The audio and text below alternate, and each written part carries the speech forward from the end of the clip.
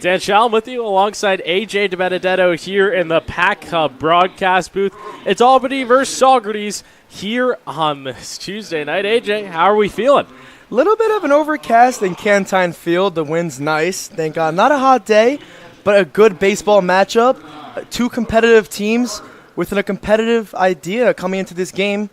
Tie 12-12 last matchup. Looking forward to a new one today. The Stallions are 3-0 versus Albany all year long. Last time, like you mentioned, a 12-12 tie. Should be a good one. Albany hasn't played 4 out of their last 5 ball games due to rainouts. We'll see how it affects them. The Stallions got rained out last night against the Oneonta Outlaws, but before that, they had a pretty nice night here at Cantine Field, getting the win over the Glen Swallows Dragons. Hard for these two teams to find their momentum as rain is being the real killer here, but a great night for baseball. So these two teams are looking forward to it.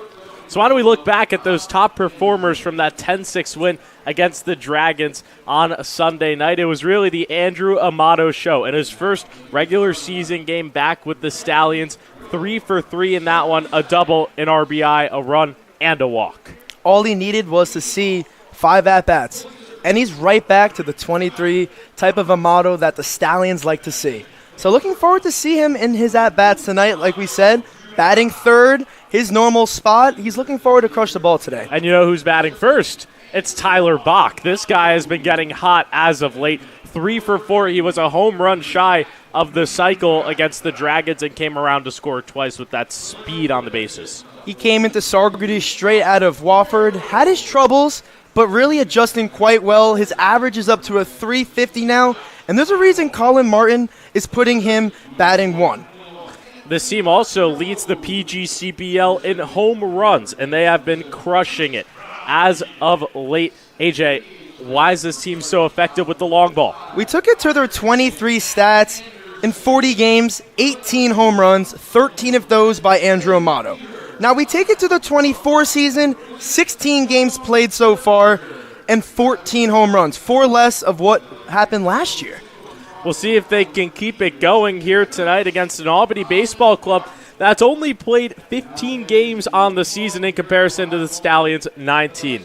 When we come back, we'll run through starting lineups and first pitch. Stay right with us here on the Stallions YouTube.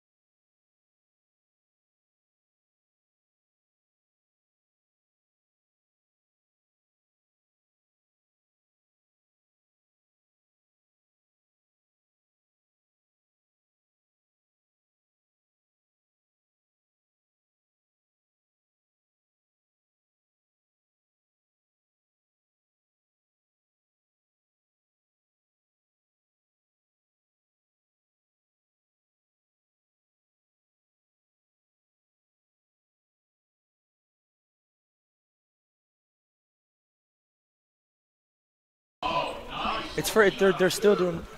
And now, free Sterling versus Trophy, 100 Andersville Dan Shallon with you alongside AJ DiBenedetto here in the Pack Hub broadcast booth.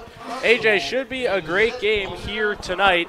You got Albany against Saugerties, and when you look at this Albany Baseball Club team, they're really Jekyll and Hyde. Stallions beating them here 16-2, then only skirting by them 2-1, and then the next week up at UAlbany, a 12-12 tie.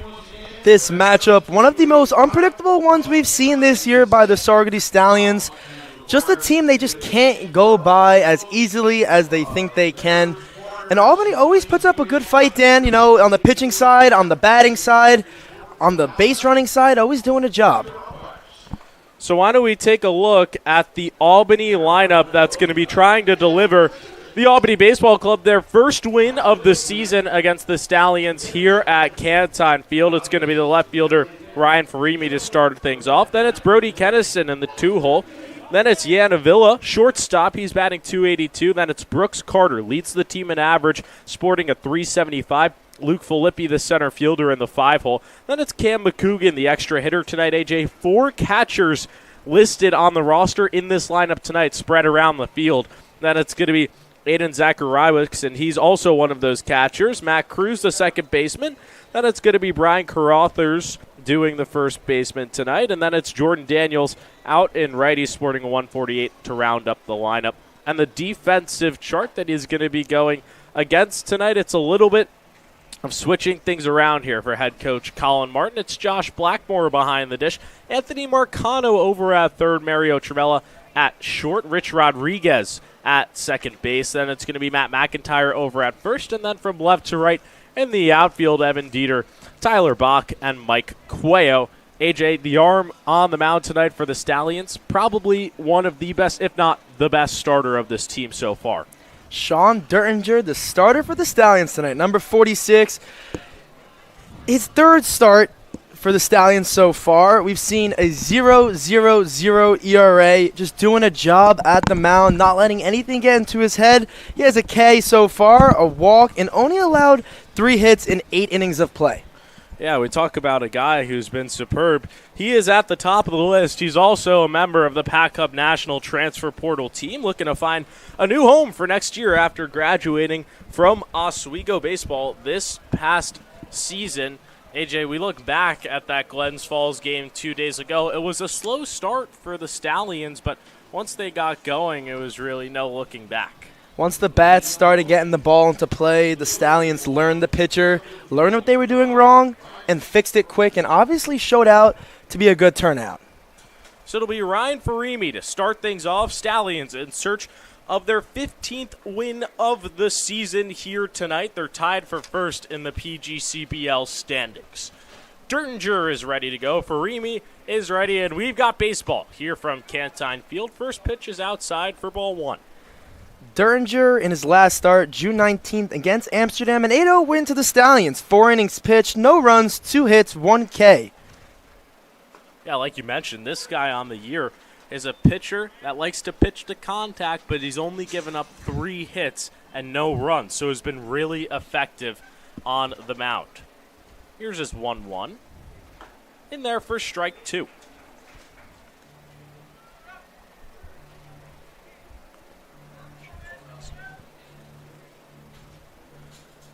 Dertinger only 1 strikeout on the season. Misses outside for ball 2. And AJ, 1 strikeout on the season, you might be thinking, hey, this guy is struggling, but he just loves to pound the zone. For him, it's not really about the strikeouts. It's about the defense making plays, and the Stallions have been doing a superb job doing that so far. That one misses on the outside corner. The count will go full. Seeing the first full count of the day, Dan, from Sean Dertinger, a pitcher that throws a lot of strikes, gets you thinking, is this day going to be the same as the other ones? Something to look forward to today. Only has 1 walk on the year. Didn't issue one against Amsterdam on June 19th. That one's fouled off to the left side, and we'll do it again at 3-2.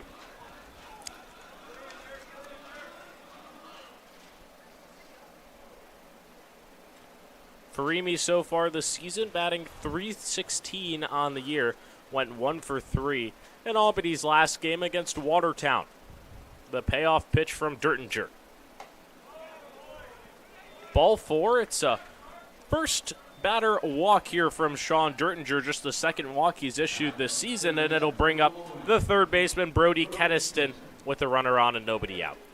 Keniston in his last appearance, June 24th at Watertown, 0 for 0 with a walk. Kept it a calm day at Watertown. Yeah, you mentioned that, AJ. This Albany team, 4 out of their last 5 games on the schedule have gotten rained out. So a team that really hasn't been able to gel or create that much momentum for themselves. Very different to the Stallions, who played 7 games in 7 days last week.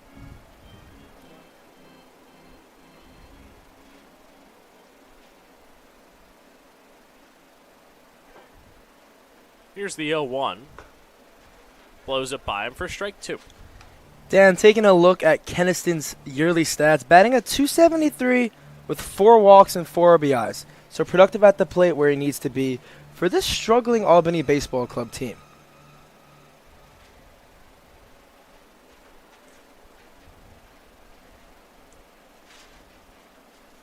The 0-2 misses at the top of the zone for ball 1. You mentioned the struggle, AJ. This team collectively batting .260, and a lot of those numbers inflated by guys who have had just a few at-bats and are hitting high averages so far. But overall, it's been somewhat of a struggle at the plate. The 1-2 in there for strike 3. Dertinger gets Keniston looking for the first out of the inning, and it'll bring up the shortstop Yanavilla up with a runner on and 1 out.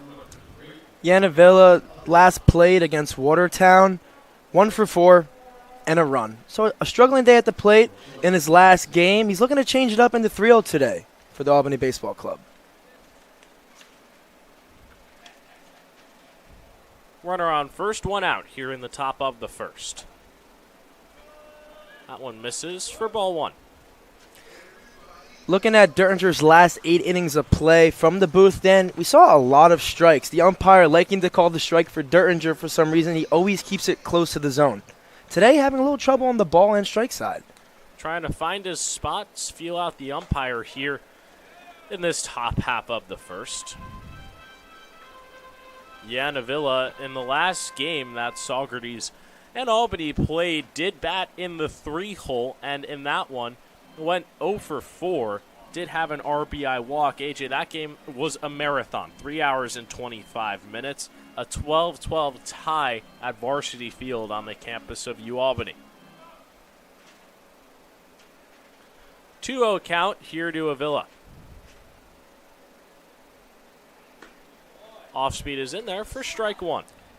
Dan, we talk about momentum for any team in the PGCBL. You look at Albany the most, though, keeping it at the top.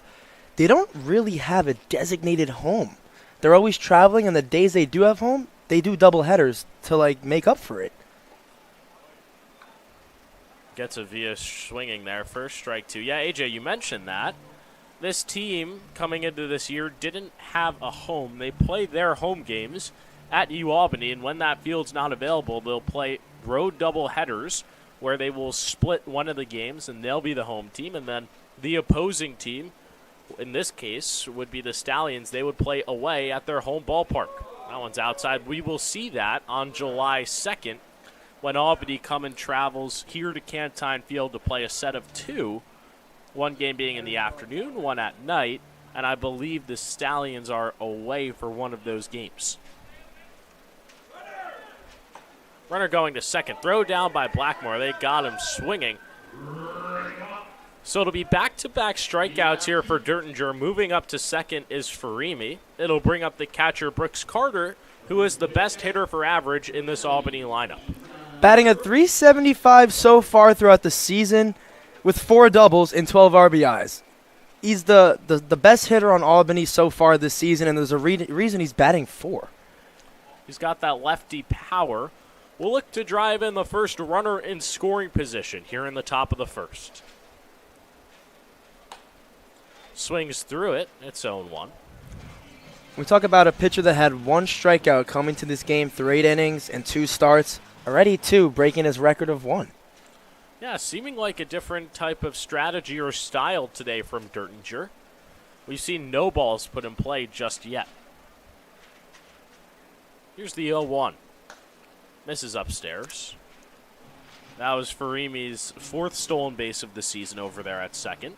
A very speedy guy, but Josh Blackmore has a cannon behind the dish. Great arm, just got a good jump. That extra step. Derringer had some trouble looking over at first. Just a second late on Blackmore's end.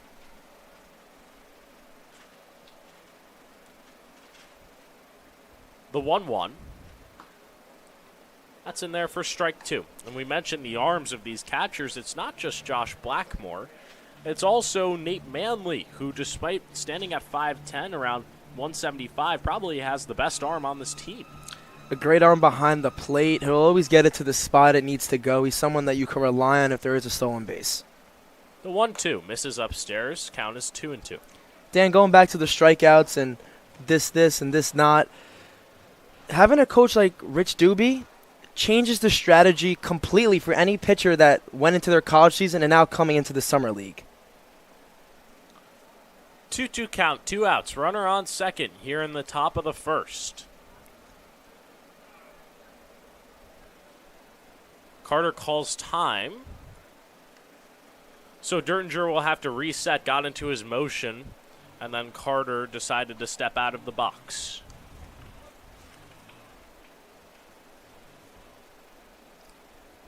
Carter, 12 RBIs on the season. Here's the 2-2. Gets him out in front for strike 3. So despite only having 1 strikeout coming into this outing, Derringer strikes out 3 in the first. Stallions coming up to bat.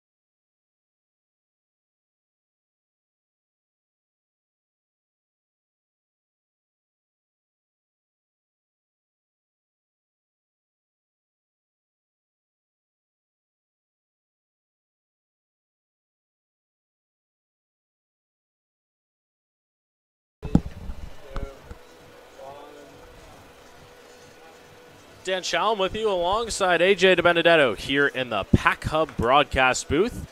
AJ, it's an interesting lineup. You take out Fritz Genther and Ethan Conrad, and now we're probably seeing a lineup for the Stallions that's going to be the day-to-day throughout the season.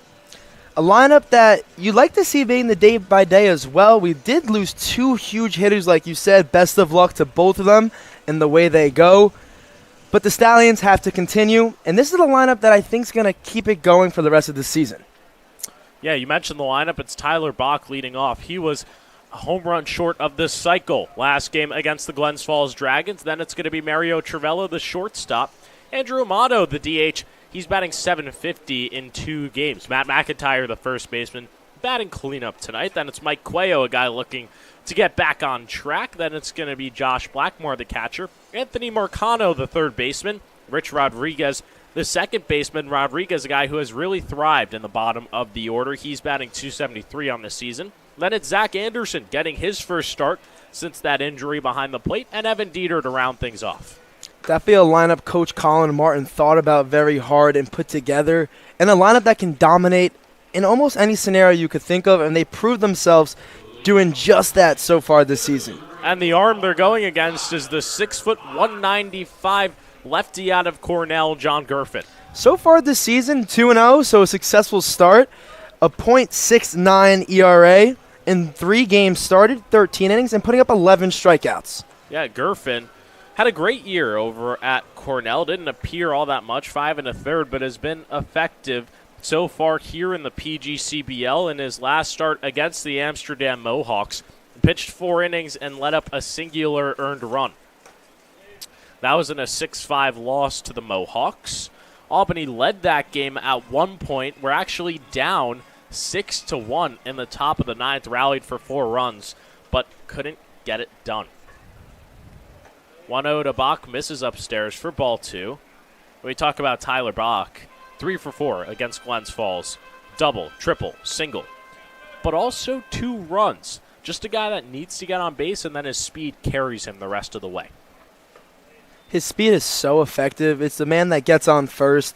You're almost guaranteeing he's getting to second in that at-bat. That's how much trust these coaches put in his speed. He's in a favorable 3-0 count here in the bottom of the first.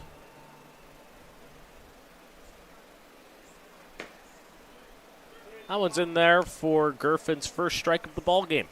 Dan, you want to talk about improvement? You talk about Tyler Bach.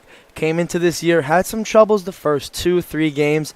These last few games has really turned it up to the next level. Fouls that one off. The count goes full. Bach is batting .350 this season through just 7 games and picked up his first 2 extra base hits against the Dragons here at Cantine on Sunday night.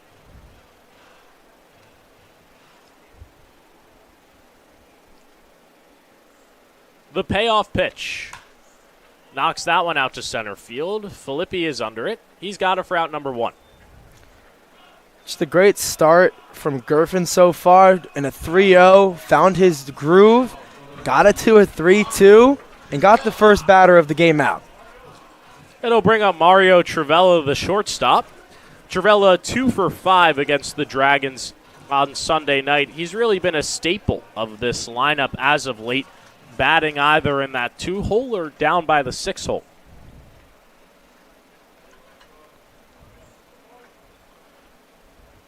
Off-speed misses outside.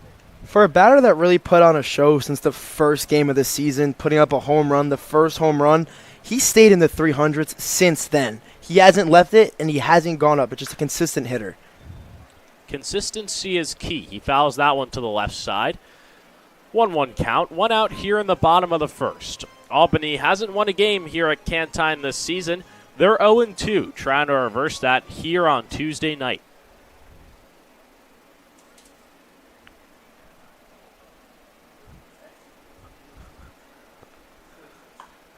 That one's fouled back. It's 1-2 here to Mario Trivella.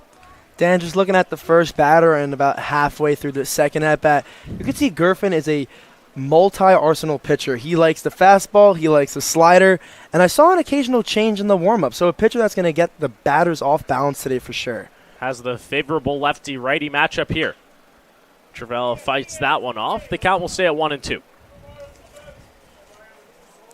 Dan, a team this year through 16 games, a .295 average, and 34 extra base hits. The Stallions running around first base like it's no one's business. Yeah, that team batting average of .295 is first in the PGCBL, just a singular point higher than the Amsterdam Mohawks in second. That one's bounced, and it'll be 2-2. They also have an .849 OPS on the season.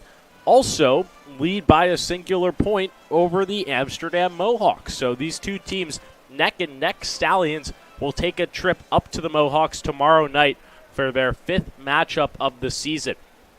Here's the 2-2. That one's ripped to the left side. First hit of the ball game here by Mario Trivella in the bottom of the first. Trivella just loves getting on first base, loves putting the ball where no one can get it, and you can't deny it. He's done an unbelievable job so far. It'll bring up the player of the game from Sunday night, Andrew Amato, DHing tonight, an immediate start for him. 3 for 3, a double, an RBI, a hit by pitch, and 2 walks. He got on base 5 times. Filling the role of Ethan Conrad. Conrad, the staple 3-hole hitter of this Stallions lineup for the first 17 games of play. Amato fouls that one off. Now with the Bourne Braves, and in his first game last night for Bourne, 2 for 4, 3 RBIs, and a double, leading them to a win. Staying in the Ethan Conrad groove, had it in Saugerties and took it to the Bourne Braves. Nothing different than what we expected. That one misses on the inside. It's 1-1. Dan, looking at Andrew Amato's left arm, that pink sleeve, Explain it to me. Did he say anything to you? He just told me that it's what he does. It's his staple. It's his look. He actually, AJ, repped the yellow up in Amsterdam last Thursday night, but then reverted back to the pink for his last 3 games. So we'll see how long he sticks with it before he switches colors once again. He finds himself in a 1-2 count here with 1 out in the bottom of the first. Takes it outside. It's 2-2. Andrew Amata just getting off injury these first 4 games, batting a .750, just doing exactly what Colin Martin told him to do. Hit the ball. Here's the 2-2. Ropes that one over to second, and Travel's going to be doubled up. They'll call him safe over there as the ball came out. Amato lined it over to Cruz. Cruz sucked it over to Carothers, and it was nearly, right there, a 4-3 double play. If Travella didn't slide back into Carothers' glove, that would have been a double play, so it's smart heads-up play from Mario Travella. It'll bring up Matt McIntyre, the first baseman. McIntyre not playing since that Amsterdam game last Thursday night. Check over at first on Travella. For right reason, the shortstop leads the team with 7 stolen bases this year.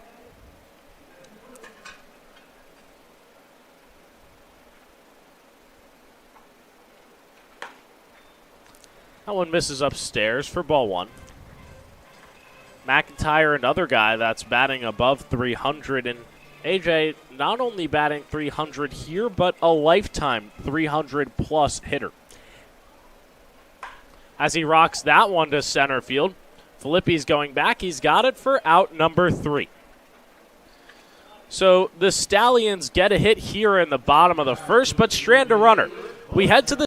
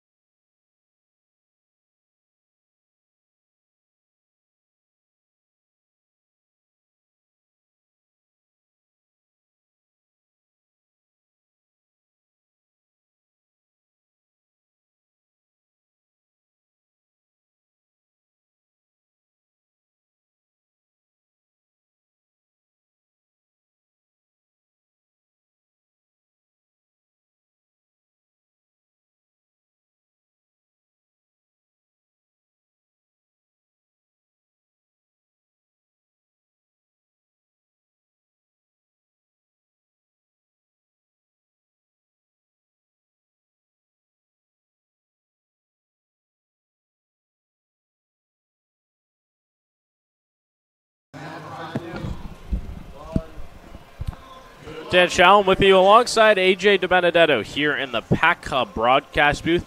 Gearing up for the second inning, AJ, we saw some surprising pitches there from Sean Dertinger in the top half of the first. A guy who only struck out 1 batter coming into this game through 8 innings.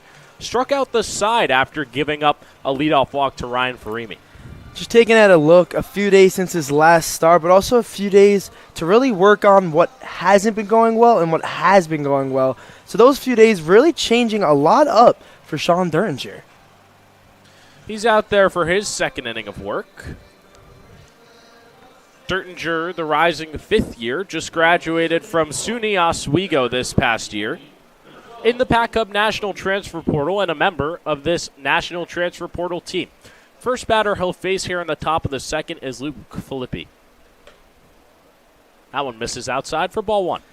Dan, in his college stats, 2024 at Oswego, a 2.92, a 4-1 win-loss ratio. So getting wins and doing a job. This one's grounded over to Travella. He throws across the diamond for out number 1.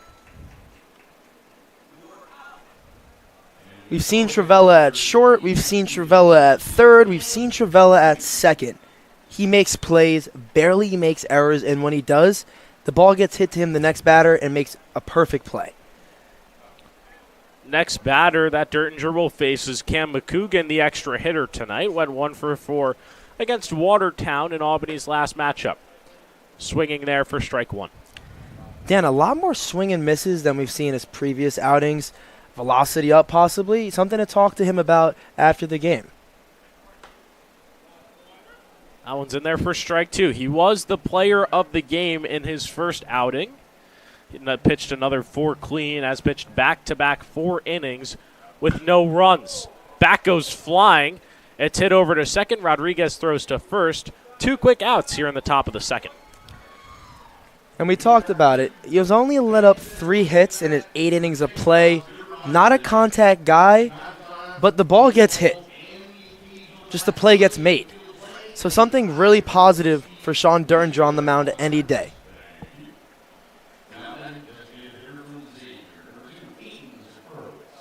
It'll be Aiden Zakarowicz now to the dish. Zakarowicz tonight, the designated hitter. He's a rising junior over at Xavier. A hitter with a 196 pop time, a hitter that has a 100.6 exit velo. He's a multi-tool player. Defense, offense, can do both.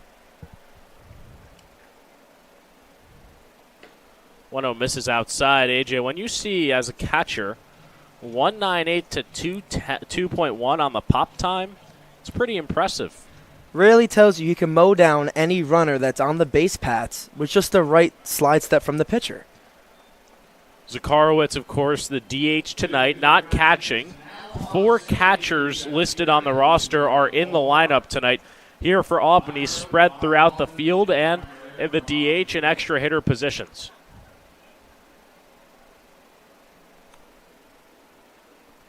Here's the 3-0. In there for strike one. Being on the Stallions, you got to love that. Derringer's never going to give up that 3-0 count, that 2-0 count. He's always going to get 2 strikes or a strike on the board. This one's grounded to Travella. He fields, throws to first for out number 3. So 3 ground outs for Sean Derringer. Albany goes down 1-2-3 in the top of the second. We head to the bottom half. No score here from Cantine Field.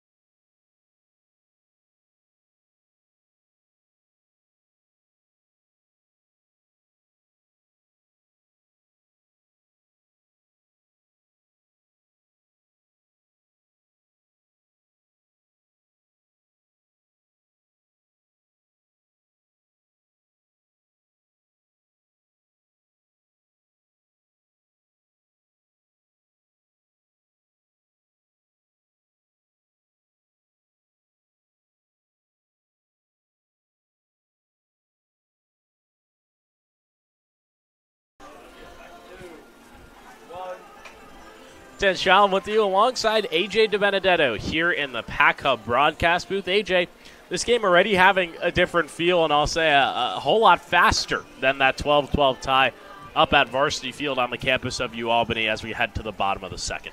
24 total runs in that game, Dan, and we're in the bottom of the second, and we've seen 1 hit.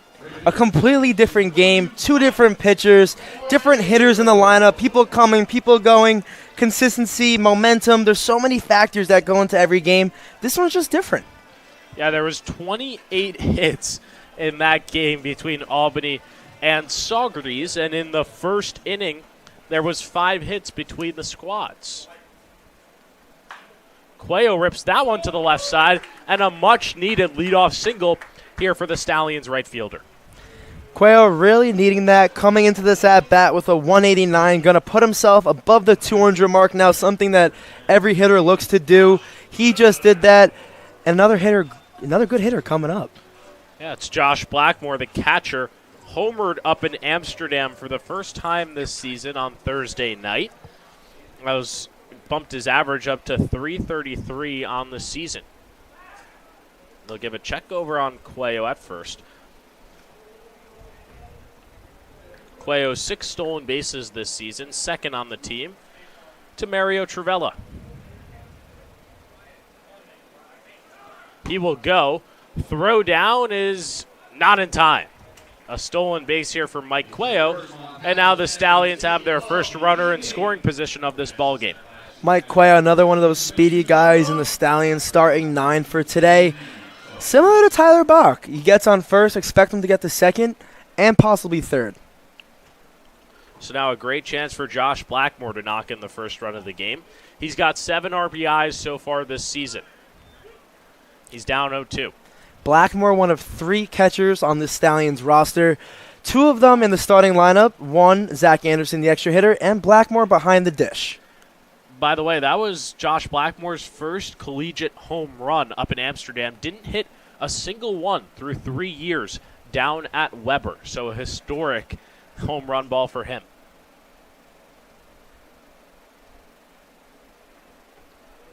The 0-2 misses down low for ball 1. As a hitter, you got to recognize Gerfin. He loves the 0-2 curveball, the 1-2 curveball. You got to see it out of the hand as a hitter for the Stallions. The 1-2. Blackmore loops it to the right side. It'll get down. They're going to hold Cuello at third, but a single here for Josh Blackmore. And now runners at first and third with nobody out. Great hit by Blackmore. Just a hard ball to read, forcing Cuello to be iffy on the bases there. If he went for it and it did get caught, he could have been double played. So he had to be very careful in that scenario. But now a guy with plenty of power in Anthony Marcano to the dish. Marcano went 1 for 4 against Amsterdam last Thursday night. He is a member of the Pac-Hub National Transfer Portal team. First and third here for the Stallions in the bottom of the second with nobody out. That one hits Marcano, and now the bases will be loaded. A much-needed just get on base for Marcano. For the 7th game of that 7-game stretch, he came into the game batting a .360. Now at a .263. A little bit of a slump. Just get on base, and it should all turn around as best as you want it to. It'll bring one of the most consistent hitters in the lineup to the plate. Rich Rodriguez, the second baseman, batting .273 this year. And AJ, we've really only seen him stacked at the bottom of the lineup, but he's thrived in that position. When a player thrives at a position in the lineup or a position in the field, the manager's one rule: don't change it. Keep them where they are. Rodriguez, 7 RBIs this season. This should be 8 and 9. That ball is down into the corner. Coming around to score is Blackmore. Marcano gets held over at third. It's a stand-up double here for Rich Rodriguez, and the Stallions lead it 2-0. Dan, you just said consistency. Well, he just handed it to you on a gold platter and started the Stallions off with 2 in the second. So now it'll be Zach Anderson, the extra hitter, his first start since that gnarly incident behind the plate. Such an unfortunate incident, but everyone in Saugerties, and we could speak for ourselves up here in the Pac-Hub broadcast booth, we are glad to see him back on the field. Stallions with an early 2-0 lead here in the bottom of the second. They still have runners at second and third with nobody out. Anderson fouls that one to the right side. Blackmore's last game, June 12th at home against Oneonta, 1 for 2 with a walk.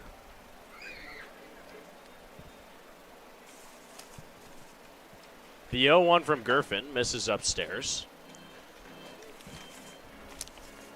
Teams playing against this Albany baseball club, they're batting .286. The Stallions batting .295 themselves coming into this game. Recipe for success if you combine those two numbers. That one's in there for strike 2. Like you said, Dan, recipe for success, but it's also the pitching. Coming into this game, a 6.45. For Albany, giving up 6 runs a game. It's hard to put up 6 runs a game if you're a baseball team alone. The fastball misses upstairs. The count is 2-2. Rodriguez is at second. Marcano at third. Nobody out here in the bottom of the second, in which the Stallions have already put 2 on the board.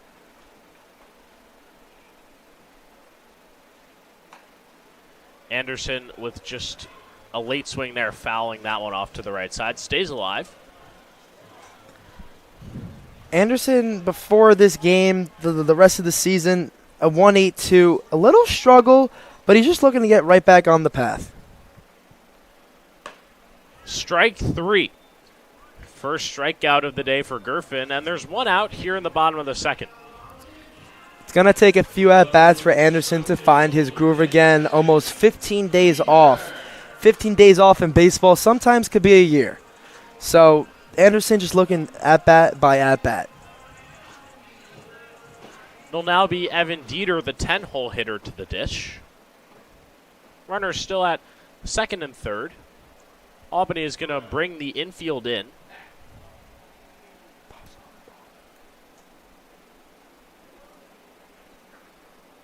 So now any ball to the outfield should score 2 runs.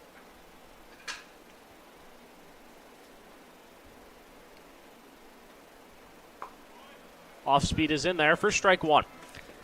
Dieter's one goal right now, Dan, should be hit it as hard as you can, even if it's a ground ball. They're playing about 40, 50 feet away from him hitting. It's not the easiest to make a ground ball play here. That one's tipped into the glove of Carter for strike 2. And AJ, for me, if I'm the manager here, which of course I'm not, but I would still leave the double play ball or play double play defense and leave the corners in, because a ball hit to the left side, Marcano's not going home. He'll stay over there at third, so it seems a little bit unnecessary to bring the entire infield in. Sure, if the ball's hit to the right side, Marcano's scoring, but now a hard hit ball to the left is most likely getting through. Definitely will get through, but looking at his season stats, a batter only batting a 1.61. The coaches must have picked up on that and said, he isn't doing the greatest right now. There isn't a worry. He pops this one up to the right side. Daniels is under it. Marcano is going to tag, threatened it, but he'll go back. That ball was booted over there at first by Carothers, but he will now handle it, so 2 outs in the bottom of the second. Such another opportunity for a run, just a mishap by Brian Carothers at first. Missed the scoop. Could have easily scored Marcano there if he wasn't so in a rush to get back to third. There was no one covering it. It'll be the top of the lineup here for the Stallions. Tyler Bach to the dish. Bach flew out to center field in the bottom half of the first. Bach, a smoked fastball in a full count, first batter of the game. It's exactly what you want to see. He's the first batter seeing the pitcher. He saw him once. He's on him now. 2 outs, runners at second and third. Here's the first pitch.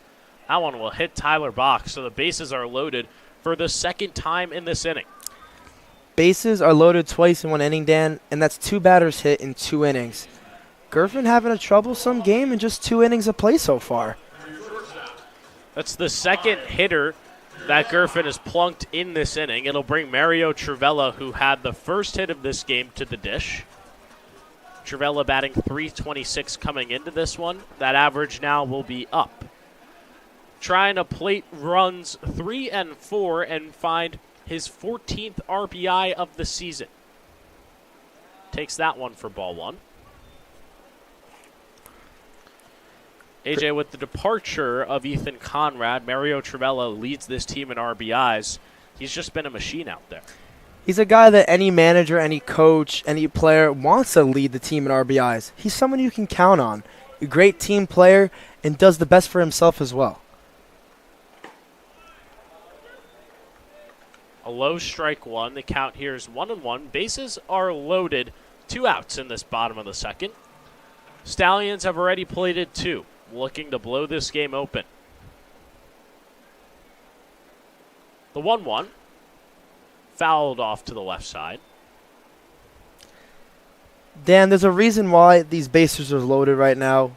A walk, a hit by pitch. Through 16 games so far, Albany, 65 walks already. Thinking about it logically, Dan, that's multiple runs that are unnecessary between any game, and that's a reason the ERA is at a 6.45 right now. That 6.45 is 14th worst in the PGCBL.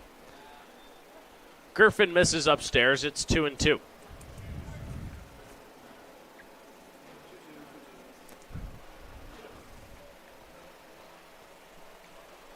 2-2 count, 2 outs. 2 runs on the board here in the bottom of the second with number 2 at the plate. Trivella takes inside. The count goes full. Going from an 0-2, a 1-2 to a 3-2. Griffin with a .69 ERA with only 3 walks given up. Not the best game of the season for him through 2 so far. He knows how to pitch against good competition. Only let up a singular run against the Amsterdam Mohawks. That one's fouled off. The count will stay full. Dan, it really just shows you how effective, how disciplined, how aggressive the Stallions are at the plate. For a pitcher with a .69 ERA and a pitcher that only had 1 walk against the Amsterdam Mohawks is having a lot of trouble right now. The runners will go here with the count full and 2 outs in the inning. Trivella at the plate. Here's the pitch. Misses down low. Griffin walks in a run, and it's 3-0 Stallions. Damn, we talked about the walks. Now they're at 68 walks on the season. Just really rallying it up. A walk now gets them down 3. A strikeout could have kept it at 2. Just simple mechanics here that really need to get looked at and possibly fixed right now from the coach. A mound visit here for Albany, and probably the last guy you want up in this situation if you're a part of the Albany Baseball Club, and Andrew Amato. Andrew Amato, no one in college baseball, no one in the PGCBL wants to face him with bases loaded, especially while you're struggling to get a strike.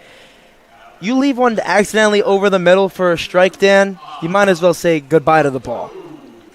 Amato had a hard hit ball in the bottom of the first, lined out over to second base, but if the ball was just 3 feet to the right of Cruz, it would have been in there for a single.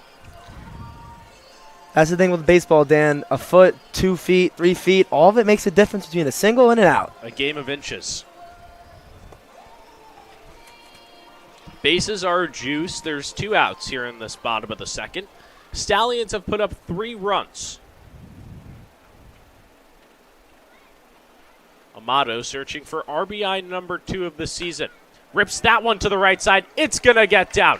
Coming around to score is Rodriguez. Here is Bach. They're going to hold Cuello over at third, Trivella. And now with the RBI double is Andrew Amato. It's 5-0. He shows exactly what he can do.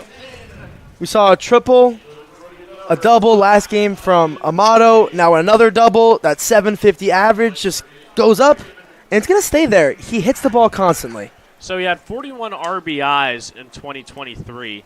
He now already has 3 and also had 16 extra base hits. He's at 2 now. It'll bring up Matt McIntyre, the first baseman. Now a 5-0 ball game here in the bottom of the second. Such a great start from John Griffin.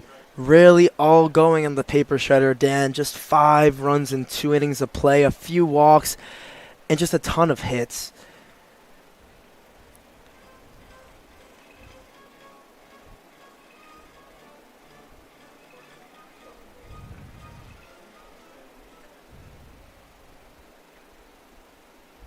The 1-1.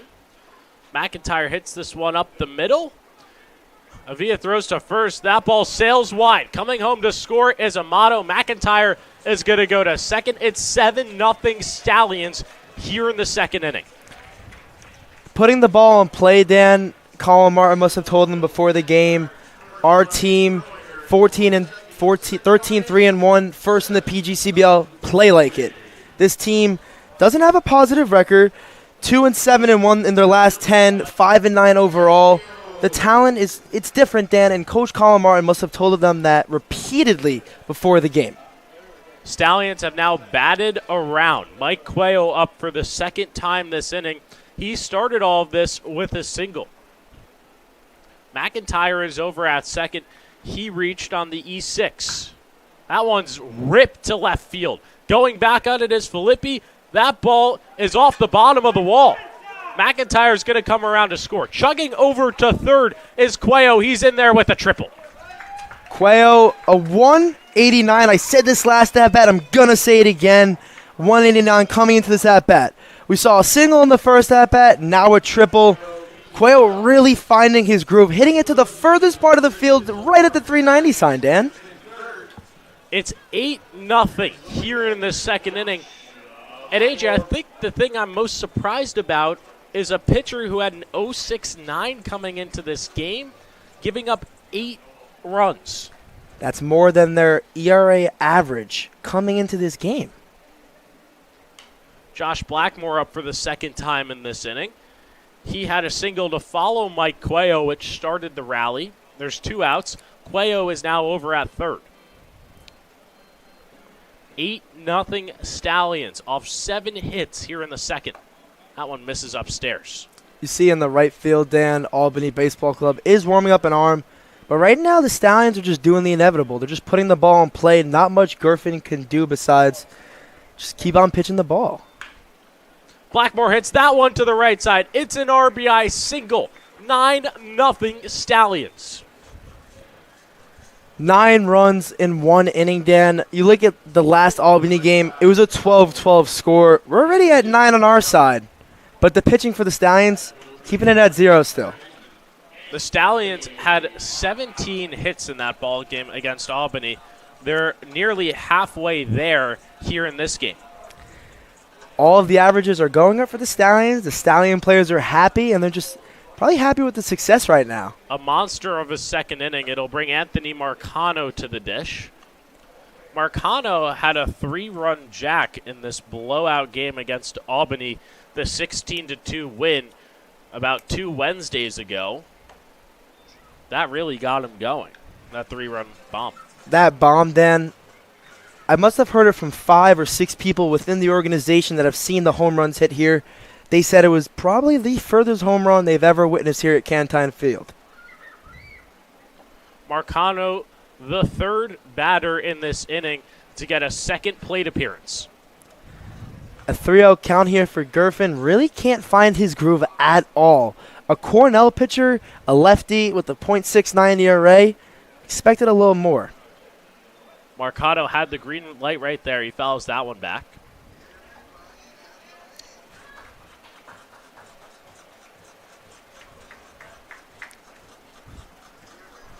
A 9-0 ball game here from Cantine Field. Stallions have batted around. Here's the 3-1. Marcano hits it over to short of Villa, throws to second. He's got it for out number 3. But, man, the damage has been done. The Stallions put up 9 runs on 8 hits. They lead it 9-0 as we head to the 3rd.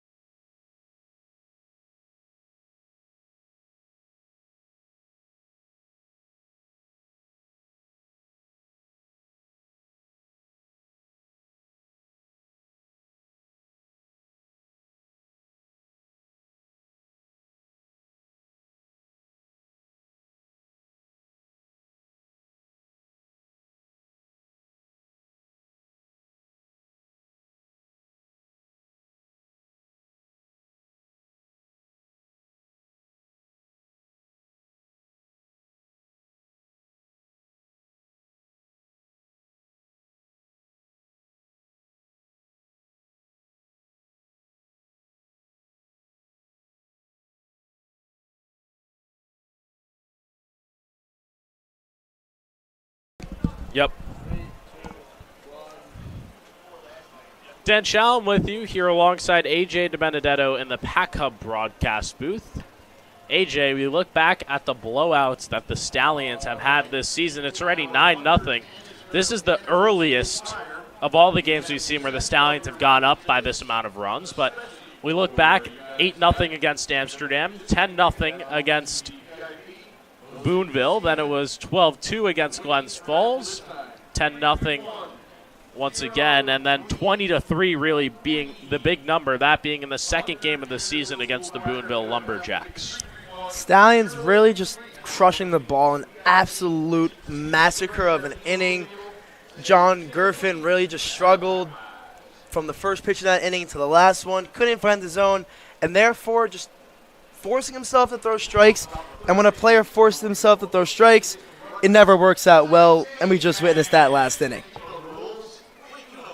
The Stallions scoring 9 runs, 7 of those being earned in the bottom half of the second, the 2 not earned, and E6 over there at short. Sean Dertinger will try and settle back in here in the 3rd. Hasn't allowed a hit in this ball game, but did walk the first batter for Albany in the top of the first. Now, AJ, for Dertinger here, what's it like sitting down on the bench there for a solid 20 minutes in that bottom half of the second and now coming back out to pitch? It's a good thing and a bad thing, Dan. The good thing being he has absolutely zero pressure on his shoulders now. His one goal, throw strikes, get the win, and go home. Now, the mishap being all of his arm isn't loose anymore. He could have had a catch in left field that we haven't seen, but definitely different going from a 10-minute inning to a 30-minute inning. Taking him out of his groove definitely a little bit. Dertinger's been great overall this season, only giving up 3 hits on the year. Hasn't surrendered one yet here tonight. Misses with the off-speed upstairs. It's the second baseman, Matt Cruz, at the dish. Now, Cruz blew the save against the Stallions when Albany was leading 12-8 in the top of the 9th in that last matchup. Surrendered 4 runs in that one to push the game to extras, in which it would end in a tie. So a guy that plays the field but also is on the mound. Dan, taking a look at the Albany Baseball Club's lineup, after the 5th hitter, there isn't a batter with above a 250 average. So struggling going from 5 to 10 throughout the lineup. And that's hard because that could take 3 innings of play to get through. That one's fouled back. The count will stay full. Yeah, like you mentioned, Cruz batting .211 on the year, but turning it around a little bit. Went 2 for 3 against Watertown last time out. The payoff pitch from Dertinger. Fouled off once again, and we'll do it again at 3-2. And Dan, we talk about troubles, we talk about losses. Taking a look at Albany's last 3, loss. 4-6 loss at Watertown, an 8-4 loss at Glens Falls, and a 16-2 loss at Albany. So 3 games they don't want to remember in these last 4th games. Yeah, that 16-2 win out there by Utica, similar to the 16-2 win that the Stallions had here at Cantine Field in the first matchup of the season between these two teams. Here's the payoff pitch. Popped up on the infield. Rodriguez calls it. He'll be called off now by Cuello for out number 1. And Dan, looking at the first game, we talked about how important it is to gel within a team. This Saugerties team from the first game at Oneonta and that 11-0 win to now in a 9-0 lead. The team just is all smiles going from right field to left and from catcher to third. It's just smiles, Dan. That one's in there for strike 1. We've seen the Stallions put up a 7-run inning. We saw them put up an 8-run inning against Boonville. This one being 9, their highest total in an inning so far this season. And Saugerties does not look to get the foot off of the gas. Here's the 0-2 from Dertinger. Hit over to Marcano. He fields, throws across the diamond for out number 2. It's a good job of Marcano. That is Marcano's corner when he is starting there, and we have seen minimal errors from him at third base this season. He's fantastic, a member of the Pack-Up National Transfer Portal team, transferring out of UMass Lowell, looking to go a little bit further away from home, the Massachusetts native himself. First pitch from Dertinger here to the right fielder, Jordan Daniels, is a strike. And Dan, that 30-minute break, I think, was for the better. You see more strikes out of Dertinger in this inning than the last 2. Travella fields, makes a tough throw, not in time. First hit of the ball game here for Albany comes by way of their 10-hole hitter, Jordan Daniels. Jordan Daniels, before that at bat, a 148, but his speed allowing him to up that inning by inning. Yeah, he has 6 stolen bases on the year. So the lineup will flip around. It'll be Ryan Farimi. Farimi led off this game with a walk, eventually stole second, but got stranded there as 3 straight strikeouts from Sean Dertinger got him out of the inning. First pitch misses for ball 1. Farimi, a very stand-up-like-ish batting stance. As a one batter, it's an interesting stance, allowing him to put it to left, center, and right. That one's ripped past McIntyre. It'll be a fair ball. Chugging around to third is Daniels. He's going to be held up. It's a stand-up double here for Ryan Farimi. And Dan, we just talked about how he could put it anywhere in the field, and he just did just that with an extra base hit. Just poked it by the glove of McIntyre. He was playing pretty close to the bag there, just couldn't get it. Just swerved right around the bag and went to the corner of the baseball field and right. So now it'll bring up Brody Keniston, struck out looking in the top of the first, That was for the first out of this ball game. Runners at second and third here for Albany in the top of the third. They've strung together back-to-back hits. That one's fouled off for strike one. Albany, a team with a lot of extra base hits. Although they don't have the most wins, they definitely get their doubles and triples as they need to, 29 through 16 so far.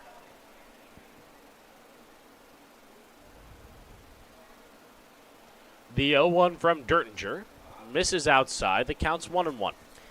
And Dan, you talked about Dertinger having a good season in the summer. Well, let's take it to his entire year at Oswego, a 2.92.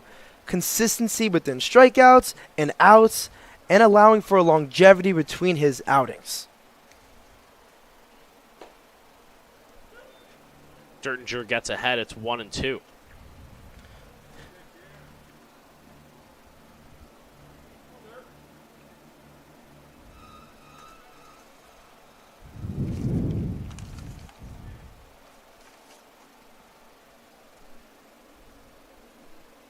The 1-2. Grounded over to Marcano. Trivella picks it up, throws to first. A beautiful play for out number 3. Doesn't allow the first run of the game for Albany to score. Just a great job by Trivella. We saw one being safe, the next one being out. We talked about how if he doesn't make one play, he puts it in the paper shredder, and then out is the next play. Albany strands 2 here in the top of the third. We head to the bottom half. Saugerties up 9-0.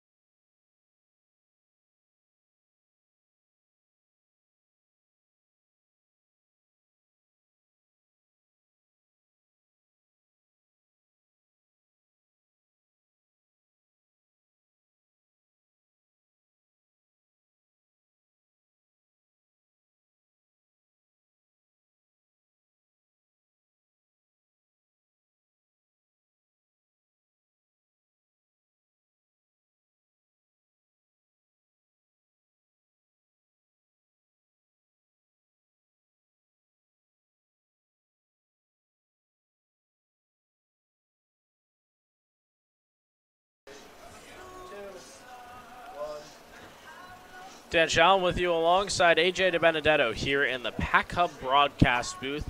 AJ, an outing to forget for John Gerfin. Albany is going to make a Dallas Hot Wieners call to the bullpen. Here in the bottom of the third, it's number 3, Carson Katungo. The 6'1 pitcher out of Amsterdam, New York, the rising senior that goes to Siena. Talking about his last start, I want to talk about that first, Dan. A loss against Boonville, a struggling hitting team out of Boonville, and he got the loss. Only 2 innings pitched, allowed 4 earned runs, and gave up 4 hits. In those 2 innings, 3 strikeouts. Yeah, he has faced the Stallions before, that being in the 2-1 loss here at Cantine Field. Pitched 4 innings in that one, didn't give up a single run, and only gave up 2 hits. But now taking a look at the season, 0-1, a 4.50 ERA, and 3 games started. 8 innings pitched and got 6 strikeouts. Gerfin leaves the game with a line of 2 innings pitched, 8 hits, 9 runs, 7 of those being earned. A night to forget for John Gerfin.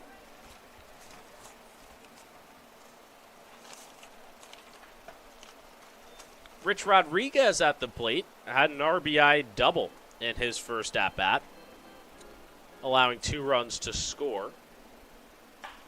Hits this one over to left field. Charging at it is Farimi, but it'll be Filippi on it for out number 1.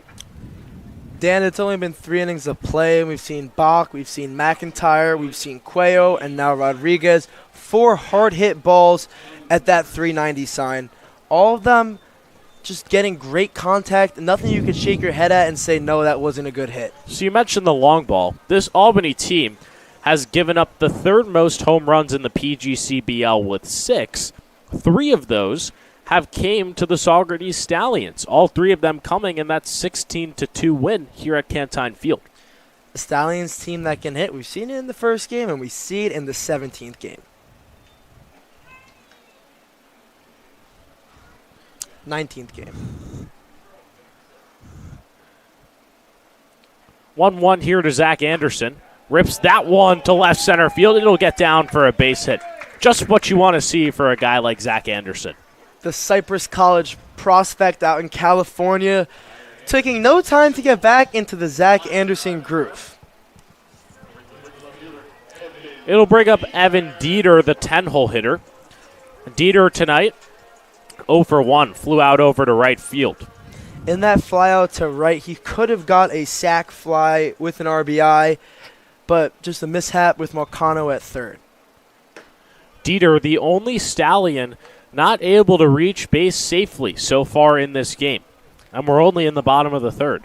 It's a crazy stat to even think about, being in the 3rd inning, 9 hits, 9 runs. That one misses down low.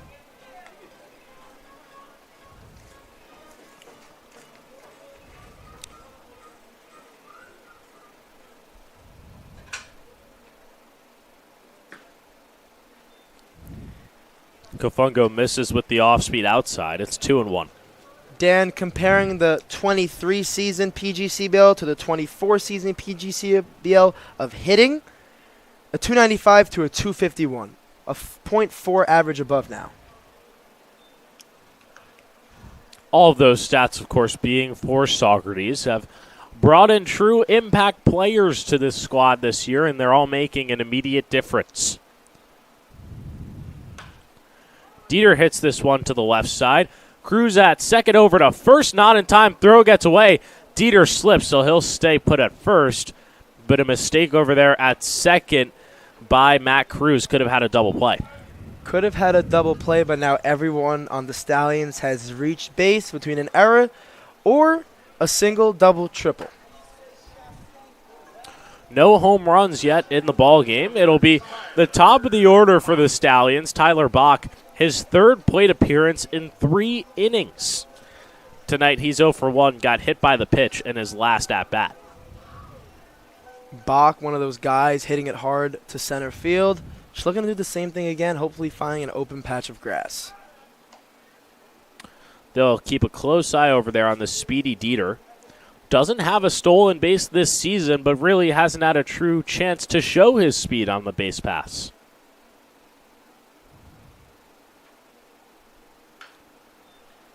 Bach fouls that one off. And AJ, you were telling me something interesting about Bach's swing this morning as we were prepping for this game. He can attack the fastball, but has trouble against the off-speed. With a batter with no official load with a step, it's really hard to get the perfect timing for a curveball, slider, changeup. It's really with the hands for him only. His legs, you can see they're in place and they don't move. They shift left to right, back and forward. He gets hit for back-to-back plate appearances. There's now runners at first and second with 2 outs. 2 hit by pitches in 2 innings for Bach. Something he probably won't ever see again in his lifetime, but something he can say to everyone. It'll bring up Mario Trivella. Trivella had an RBI walk in his last plate appearance. Singled in that bottom half of the first. Had the first hit of the ball game for the Stallions. That one misses outside for ball 1. Trivella batting 2. He's been batting 1, 2, and then during his struggling 2 games batted 8 and 9, but got right back to where he deserves to be in the lineup. Fouls that one off. Count is 1-1.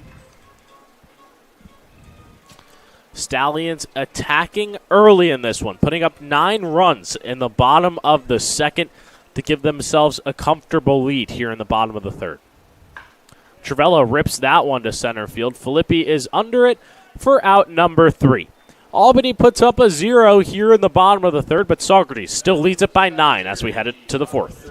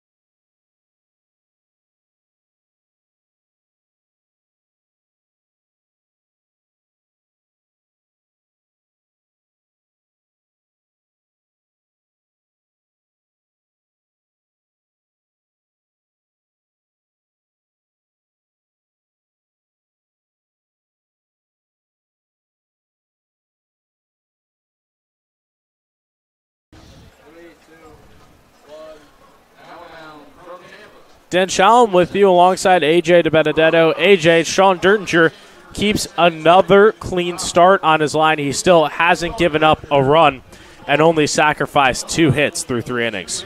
Came into this game 8 innings, 0 runs. Gets out of this game 11 innings, 0 runs. Just doing a job on the mound. Coach Martin said, pitch, have fun. He did just that. Now his team's up 9-0, and he could sit on the bench with a smile and just watch the rest of the game. So it'll bring in Steven Rojas on the mound. A Dallas Hot Wieners call to the bullpen here for the Stallions in the top of the fourth. Rojas coming from the Division II champion University of Tampa. Steven Rojas showing up a little late to the show, about halfway through the season, about the 10-game mark, but really making a difference so far in just one game. 2 2/3 inning pitched, 4 strikeouts, and only allowing 2 hits. Gave up 3 walks in that one as well. Pitched in the 10-0 win against Boonville last Monday night. Is brought in another low-pressure scenario just to get him acclimated and get some reps. Don't want to overcomplicate things for him too early on. This past year at Tampa, appeared in 7 games, 14 1/3 innings pitched, 6.28 ERA, 15 Ks, a 1.81 whip. Really just doing the same thing as Dertinger, although he was in 14 1/3 inning pitched, only 7 strikeouts, and just really not letting up a ton. Not the greatest start at Tampa, but so far for the Stallions, 2 2/3 innings pitched, 2 2/3 innings clean. He'll look to keep it clean against the shortstop, Jan Avila. Avila in this game struck out to Sean Dertinger in that top half of the first.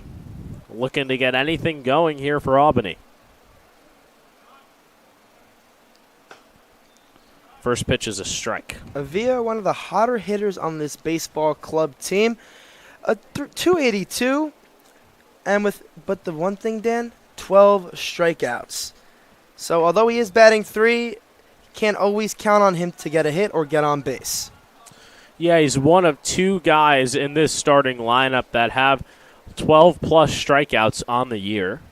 The 1-1 in there for strike 2, and we see early on Rojas attacking with the velocity of the fastball. No reason for him not to attack. The scenario is best in his case, and he's going to have to just show that.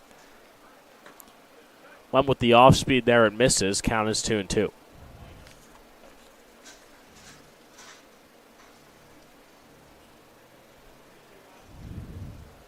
The 2-2 from Steven Rojas. Misses on the outside. The count will go full. Dan, in a loss like this, if you're the Albany Baseball Club, just get on base as best as you can. You can't expect to totally take this game from the hands of the Stallions, but the best you could do is keep it close. Payoff pitch misses, so a leadoff walk here for Albany in the top half of the fourth. It'll bring up the catcher, Brooks Carter. So far this game, in the first, a 3-pitch pitch, strikeout, striked out on swinging.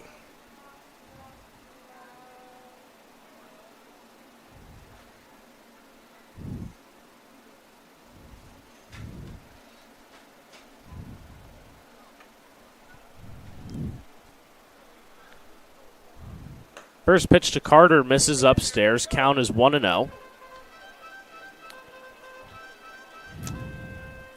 Albany have just 2 hits in this ball game.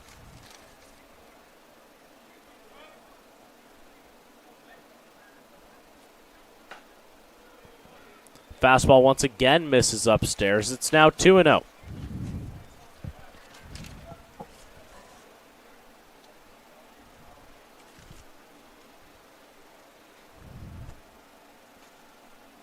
The 2-0 misses upstairs, and Rojas struggling with some control here to start his outing. Rojas supposed to start yesterday against Oneonta at Damaski Field. Did get rained out, now coming in to relieve for Dertinger. Back-to-back walks to start this outing here for Steven Rojas. Blackmore is just going to want to talk it over. There's runners on first and second with nobody out. Dan, for such an unstressful situation, there's no reasons to not throw strikes. There's not much to lose here. You're up 9-0. You have one guy on, now 2, and you have a superb defense on your 6. Nothing can really so go wrong here except the run or 2, and when Rojas understands that, it's going to be a 1-2-3 inning.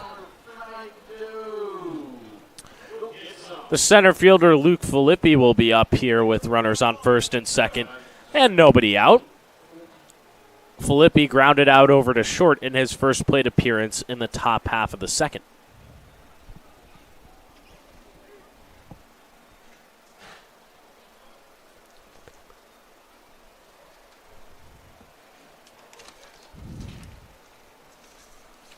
First pitch to Carter. In there for strike 1.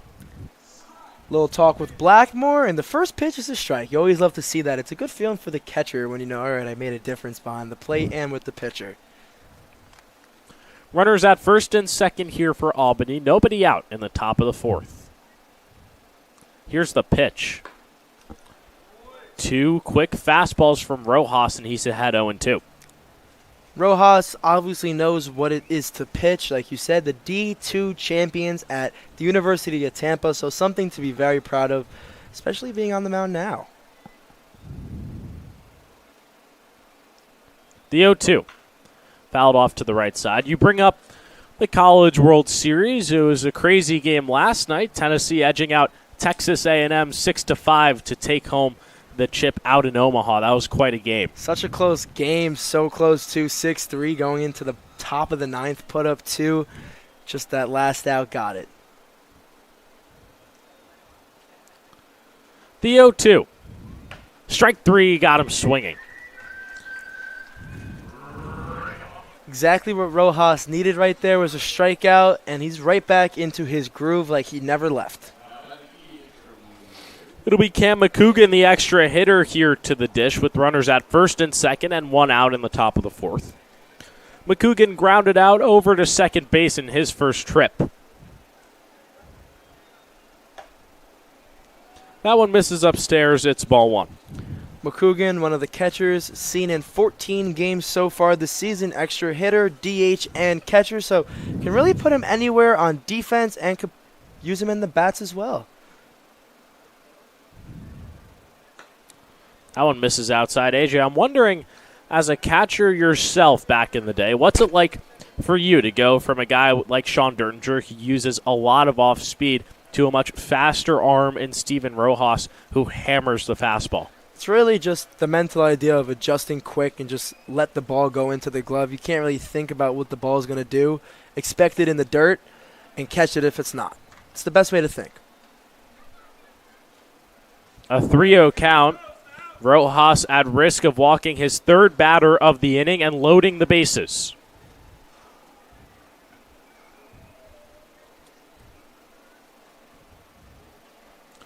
The 3-0 misses, and now the bases are juiced for Albany with 1 out here in the top of the 4th.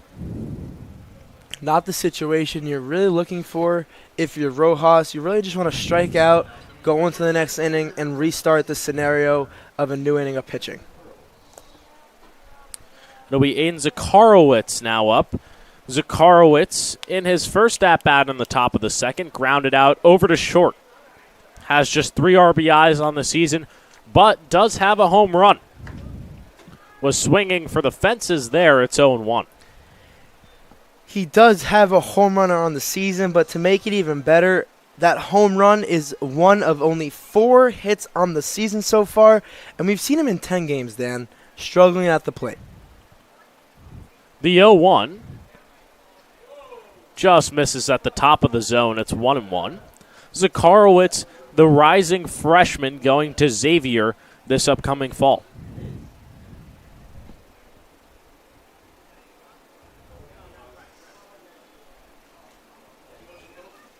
Here's the 1-1. In there for strike 2. Being Josh Blackmore behind the plate, curious if he's really just calling fastball with bases loaded up 9, or if he's really working the pitcher, getting them the reps they need inning to inning. 1-2 count, bases are loaded. Here's the pitch. Gets him swinging for strike 3. Second strikeout of the inning here for Rojas, and there's now 2 outs. Going from a really unfortunate situation, bases loaded, 1 out, Dan. Now we're at bases loaded, 2 outs. A much different scenario because a fly ball in the outfield doesn't allow a run to score. It'll bring up Matt Cruz, the second baseman. Last inning, flew out over to right field. Bases are still loaded here for Albany in the top of the 4th. That one misses on the outside for ball 1. A walk now, Dan, does carry repercussions. It does hurt the ERA. It does hurt the score, but not by a lot. We are up by 9 still. The 1-0 misses on the outside. It's 2-0.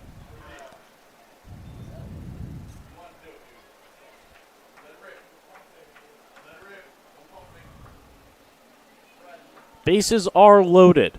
2 outs here in the top of the 4th. The 2-0 finds the zone for strike 1.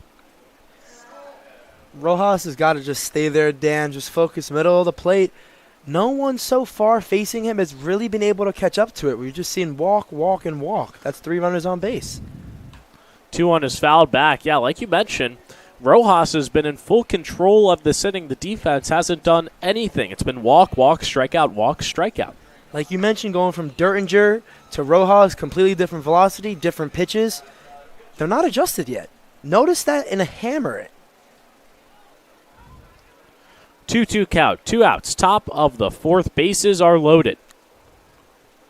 Here's the pitch. Goes with the off speed and misses, and now a full count.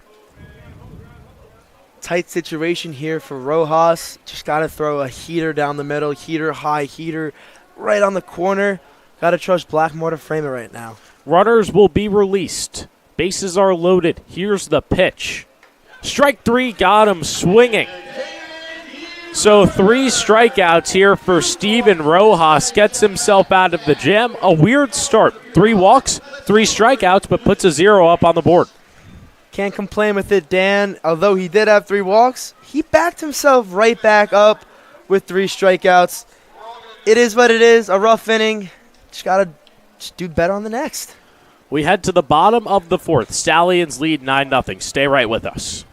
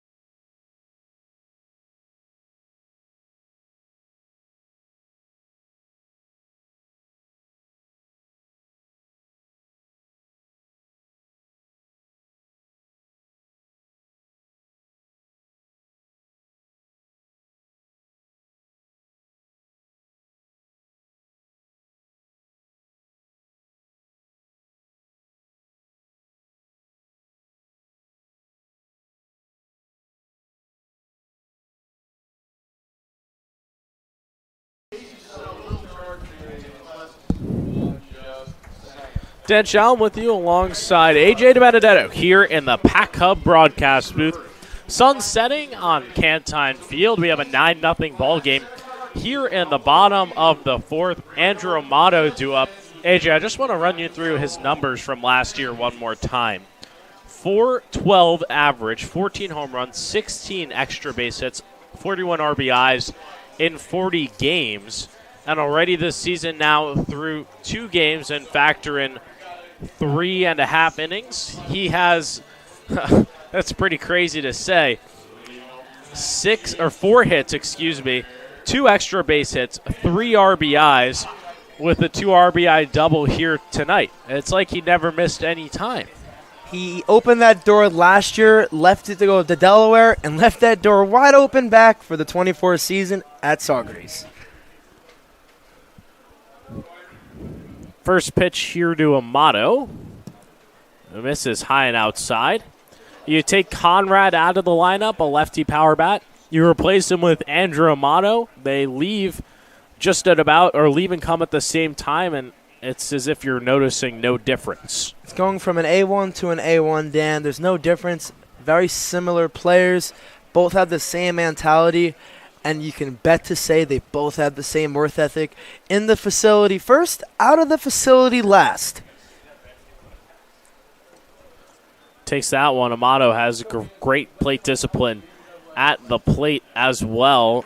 And AJ, when he swings, it seems like he's trying to kill the baseball.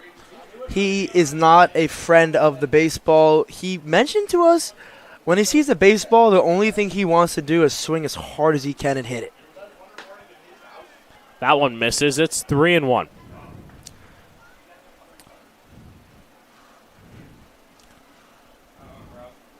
Amato this past season, a .264 hitter down at Delaware. Takes that one for ball 4. It's his first walk of the night, a leadoff walk here for the Stallions in the bottom of the fourth, and it'll bring up the first baseman, Matt McIntyre. Matt McIntyre coming around to score once already. And in the first inning, flew out to center, so 1 for 2 on the day. He reached on that E6 earlier in this game, then eventually came around to score.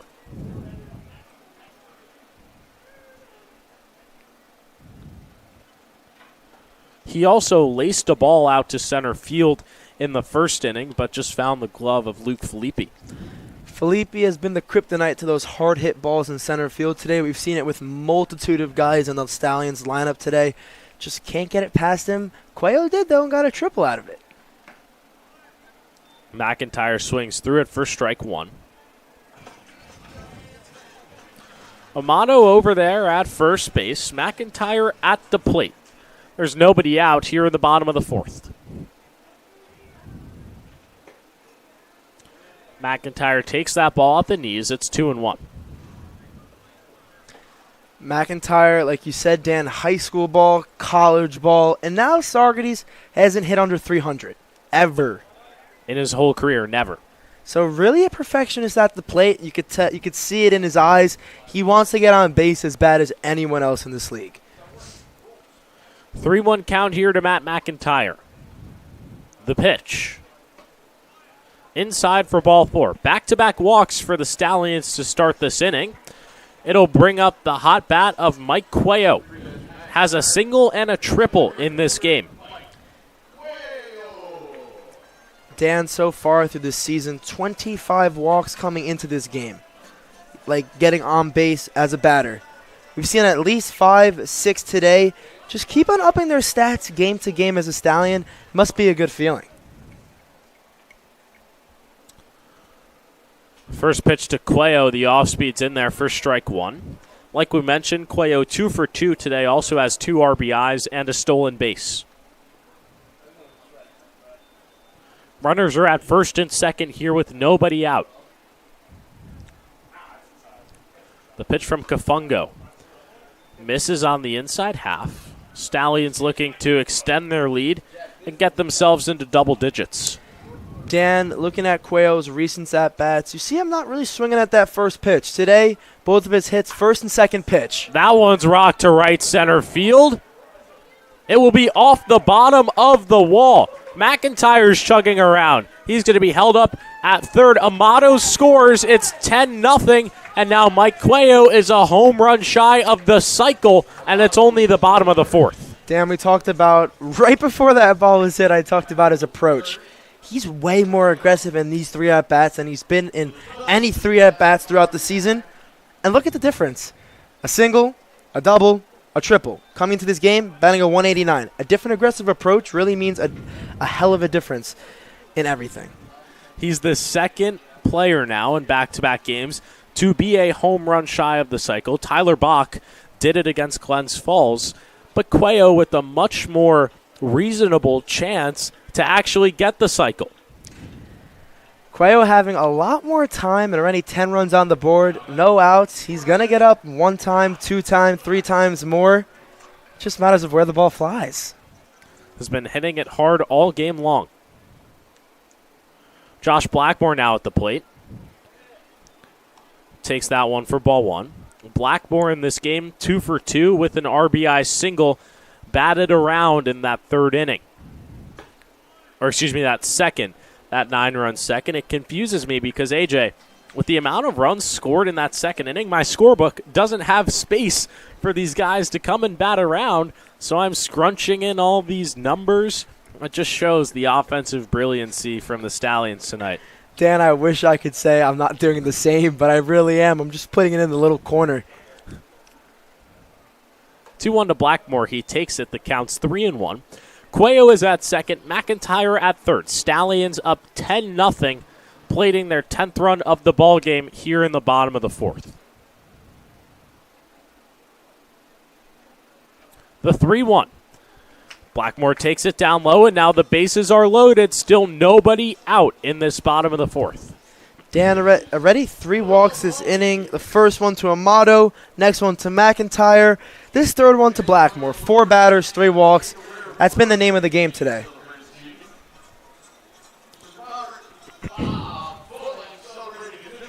We'll see a mound visit here. Not sure if Albany is going to go to the pen. Just want to talk things over with Kafungo.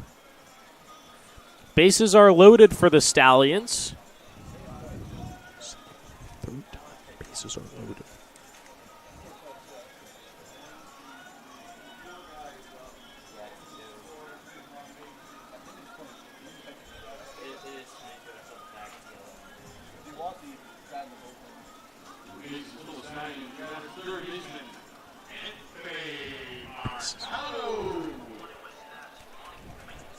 Third time in this game, the bases have been loaded for Saugerties, and a dangerous power hitter at the plate in Anthony Marcano. Marcano, we saw what he could do with the ball on the plate. Now with 3 runners on, not an ideal situation for the Albany Baseball Club. Had a 3-run home run against Albany in the 16-2 win here at Cantine Field in the first matchup of the season. Rocks that one to left field. Chugging over is Farimi. Filippi's got it. Tagging to home is McIntyre. Cuello will move up to third, and moving to second is Josh Blackmore. It's an 11-0 Stallion lead. AJ, you rarely see the runner tag from first to second. Josh Blackmore doing a great job right there. Farimi wasn't even remotely focused on Blackmore at first there. He was way more focused on Cuello going to third. And the Stallions, if they're not getting a single, a double, or a triple right now, or a walk, they're getting a sac fly. Barely any outs from the Stallions so far. They plate the 11th run in this ball game. Rich Rodriguez now up to bat. Rodriguez had an RBI or 2 RBI double in that bottom half of the second. Flew out over to center field in his last trip, that being in the bottom of the third. Runners at second and third in this bottom of the fourth. That one misses outside. And Dan, we talk about the Jekyll and Hyde Albany Baseball Club kind of theme. They have a good game against a really good team, and then they'll have a really just disappointing game against a really good team. It really balances out. It kind of matters what day of the week it is, I think, or what game it is, but this is one of those games. 3-0 count here to Rich Rodriguez. That one's in there for strike 1.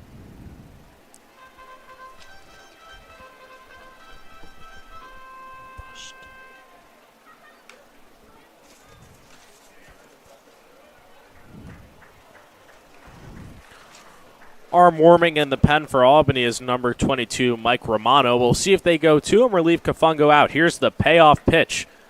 Misses outside. The bases are loaded once again in this inning. 4th time overall in the ball game for the Stallions. And now we are going to see a Dallas Hot Wieners called to the bullpen for the Albany Baseball Club. Bases are loaded. There's one out here in this bottom of the 4th. Stallions leading 11-0. Stay right with us.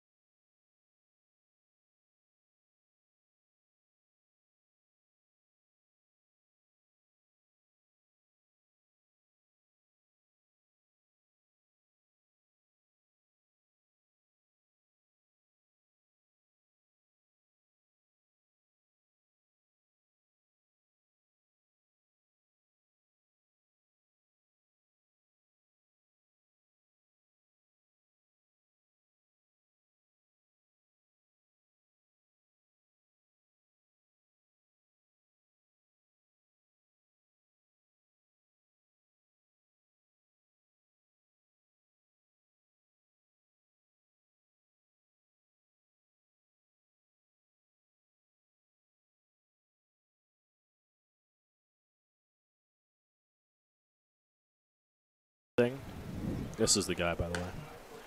Dan Chalm with you here alongside AJ DiBenedetto in the Pack Hub broadcast booth. Bases still loaded here for the Stallions, and the new arm on the mound is number 22, Mike Romano. A rising senior veteran at Lafayette, a 6'2", 195-pound pitcher. So far this season, a 6.75 ERA in 8 games. One of those games being a start, 12 innings pitched, 7 strikeouts, and gave up 15 hits. You say contact pitcher, this is the contact pitcher, Dan. Bases are still loaded here for Zach Anderson. Corners are in for Albany. Double play defense, there's one out in this inning. First pitch strike there from Romano. The exact situation you want, Dan. If this is your first game back, you dream of a bases loaded scenario up 11. This is a perfect time for another hit for Anderson. Swings down low on the off speed. It's 0-2. Rodriguez is over at first. Blackmore at second. Cuello at third. Anderson is at the plate. Stallions leading by 11. Here's the pitch. Misses down low. AJ, we see the arm angle from Mike Romano, different from what we've seen all game. What's that like? A side arm going from a top heavy kind of pitcher. It's different. The ball's different. The tail's different. Everything's different. Anderson pops this one up to the right side. Carothers is over. He's got it for out number 2. A much-needed play for Albany. Albany just looking to get out of this inning and put up a run or two, and they just had trouble getting out of the inning. Yeah, you mentioned having trouble getting out of the inning. The man who put them in this situation, Carson Kafungo, leaves with an inning and a third, 2 hits, 5 walks, gave up 2 earned runs. He is responsible for all 3 runners on base if they are to come home. Katungo hoping Romano gets out of this, so these runs are left off of his resume. That one's hit right over to Avila. Throws to second to get Albany out of the inning. So the Stallions leave the bases loaded, but still plate 2 here in the bottom half of the 4th. We head to the 5th. Saugerties up by 11.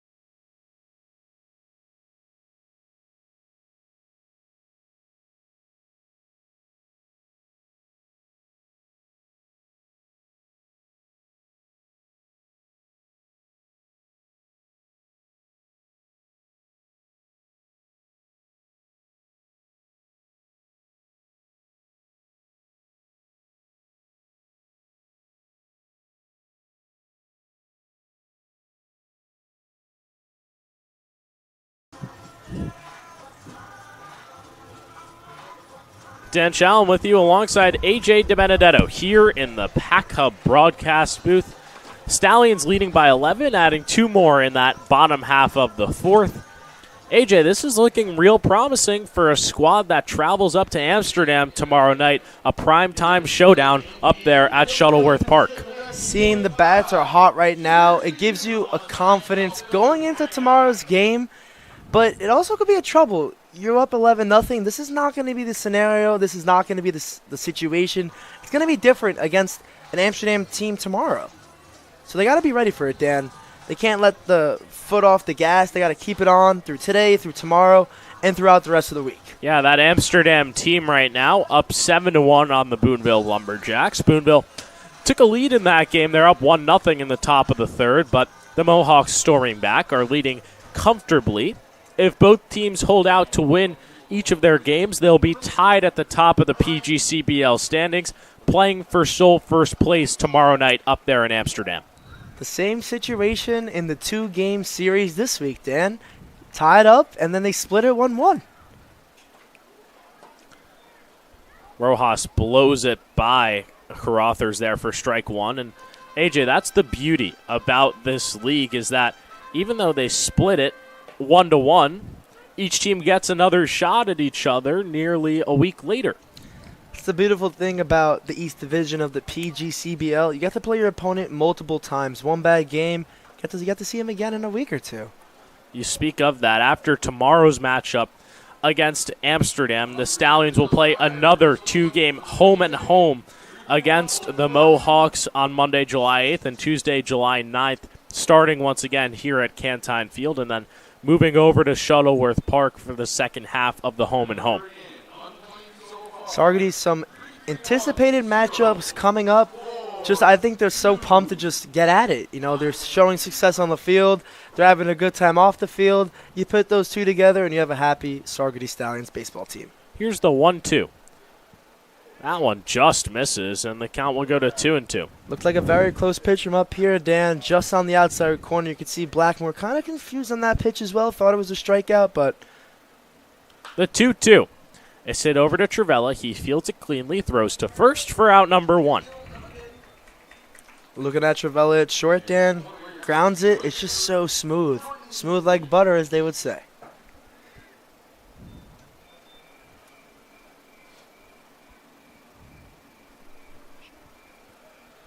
It'll be Jordan Daniels, the right fielder. He has a single in this game for Albany, one of 2 hits on the day, down in the 10-hole tonight. Takes that pitch for ball 1.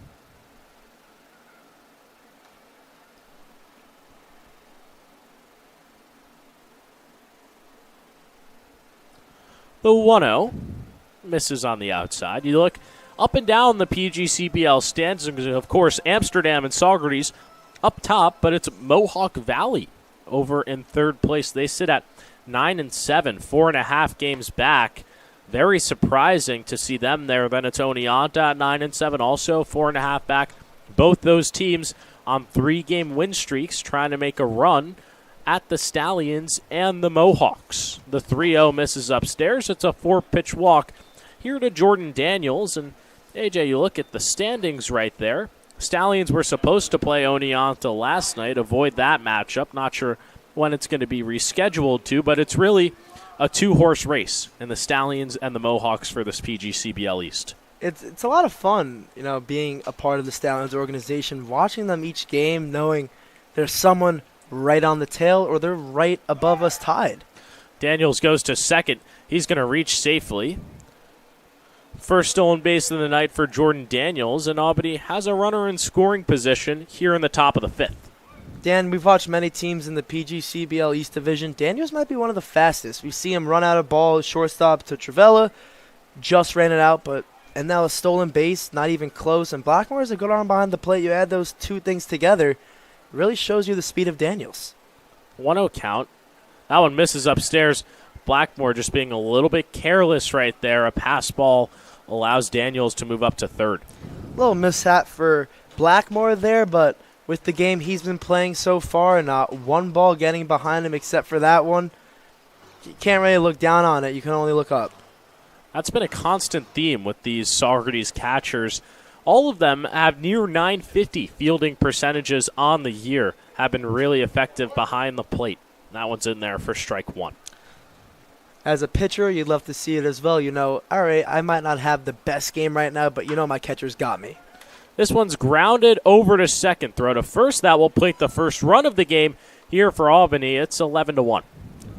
11-1, Dan, on 2 hits. You can't really get mad at it. It's a run. You're up 10 still. The only thing different now is Rojas' 0.00 ERA coming into this does go up a little bit.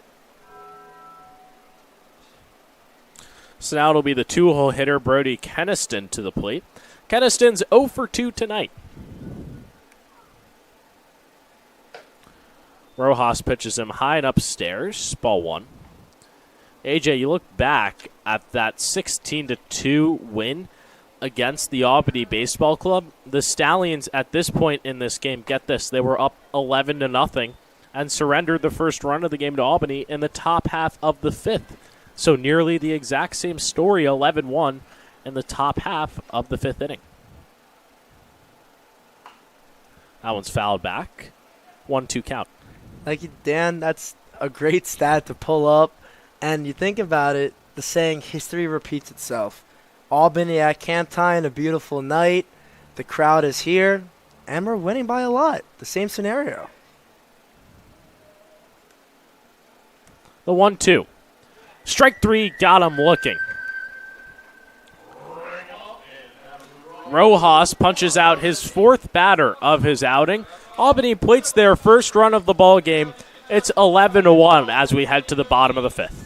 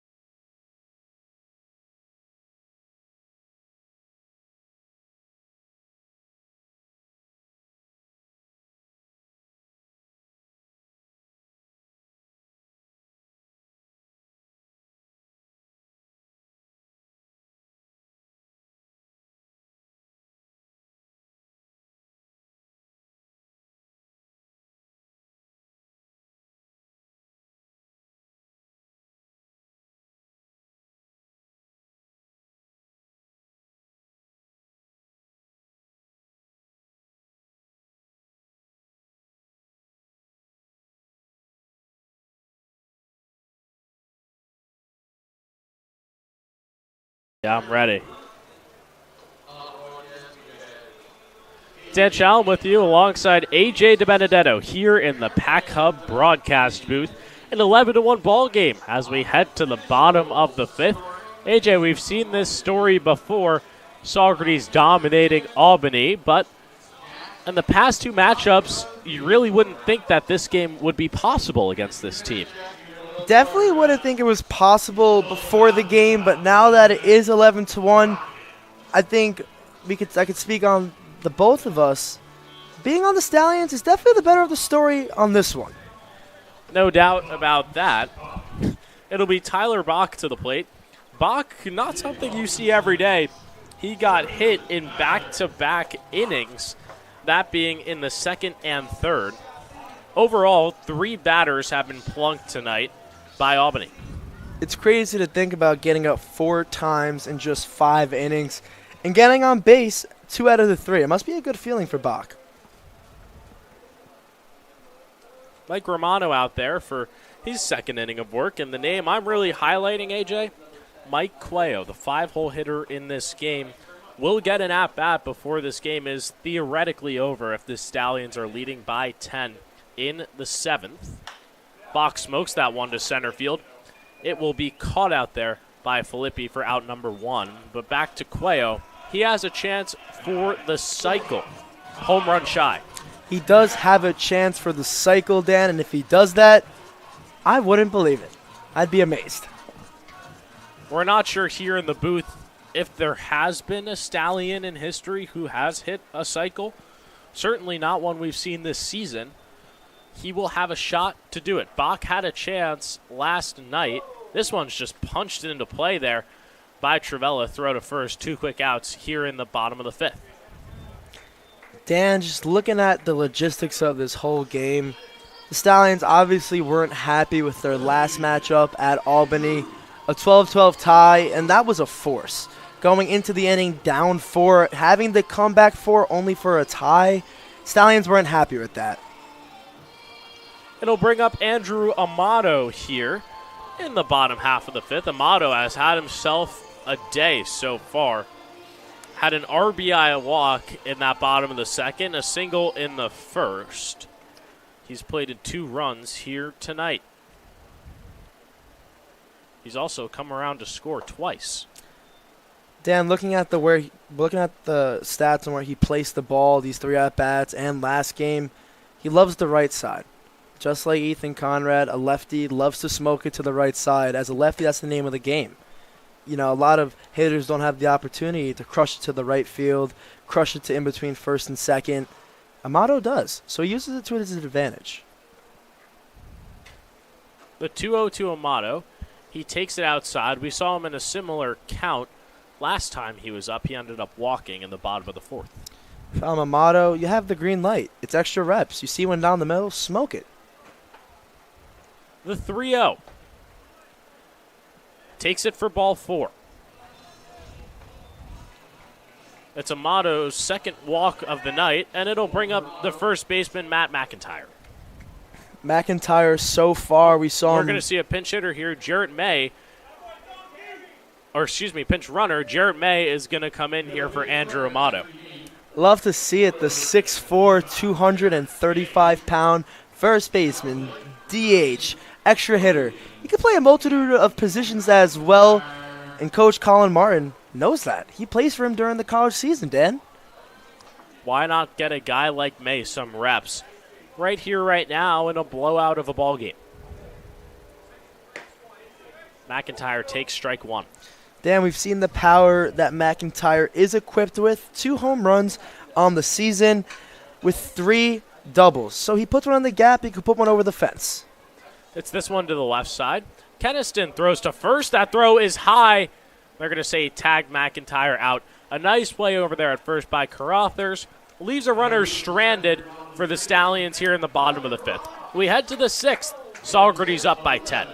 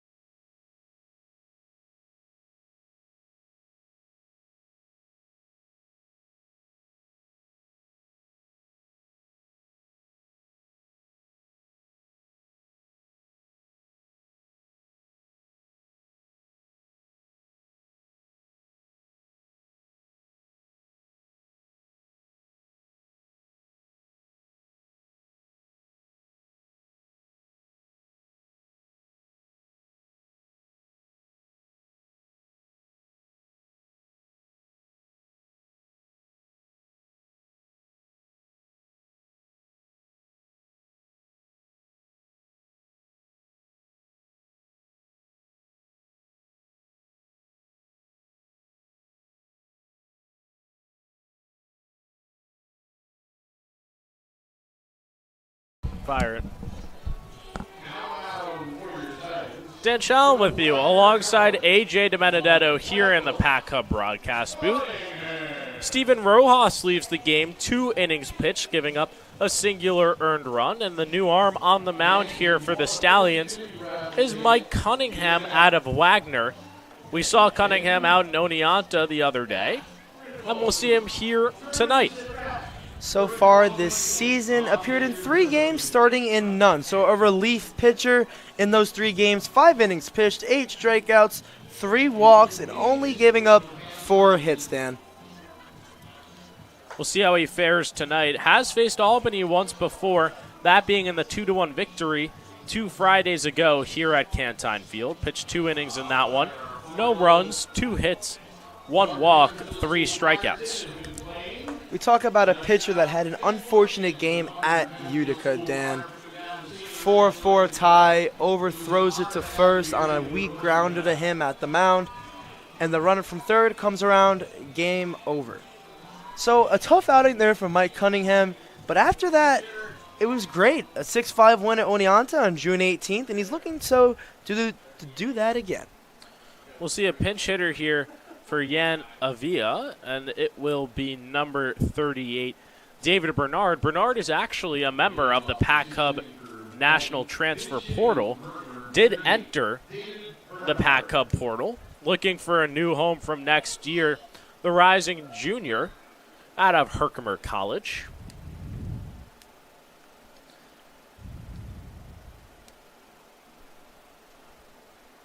First pitch from Cunningham is a strike. Can't forget David Bernard, a teammate of Jace Van Valkenburg at Herkimer College. The two know each other well, and they're close to each other in the New York area. The 0-1. Cunningham coming out firing. He's quickly ahead 0-2.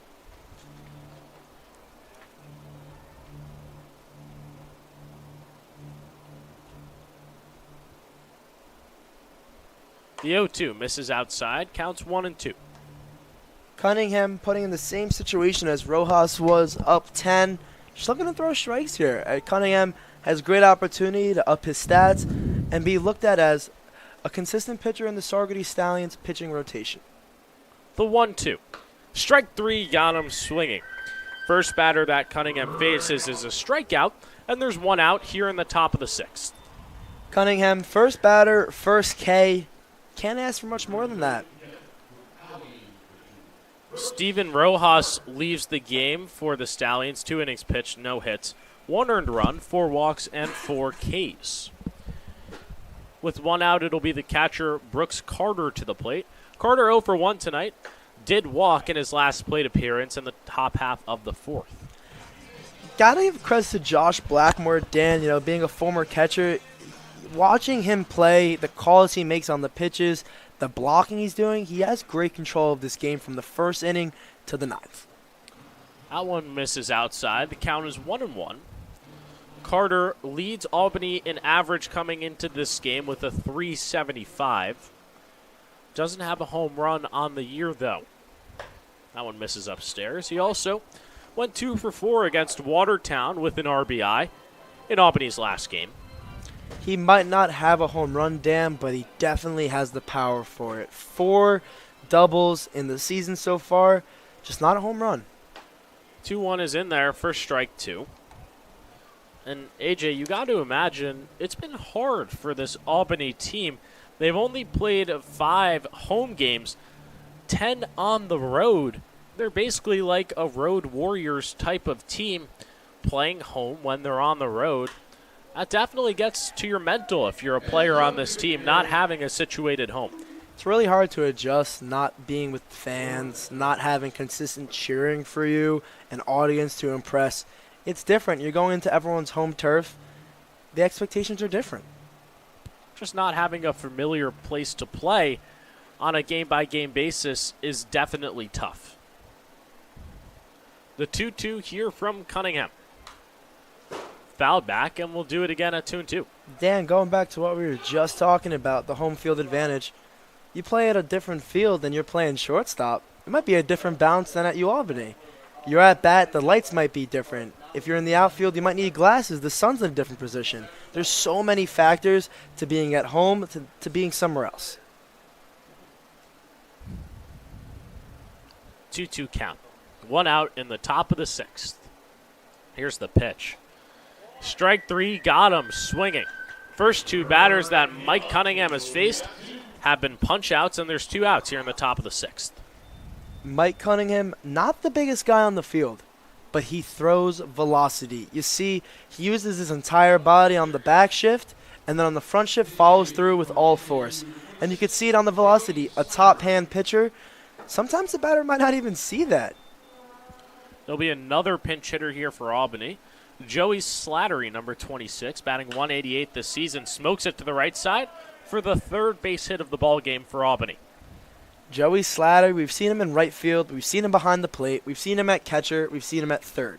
That's 4 different positions, and he plays at a highly regarded college team. He plays at FAU, so definitely trying to find the position and where he deserves to land, and it's starting on Albany. It'll bring up Cam McCougan, the extra hitter. McCougan walking in his last plate appearance in the top of the fourth.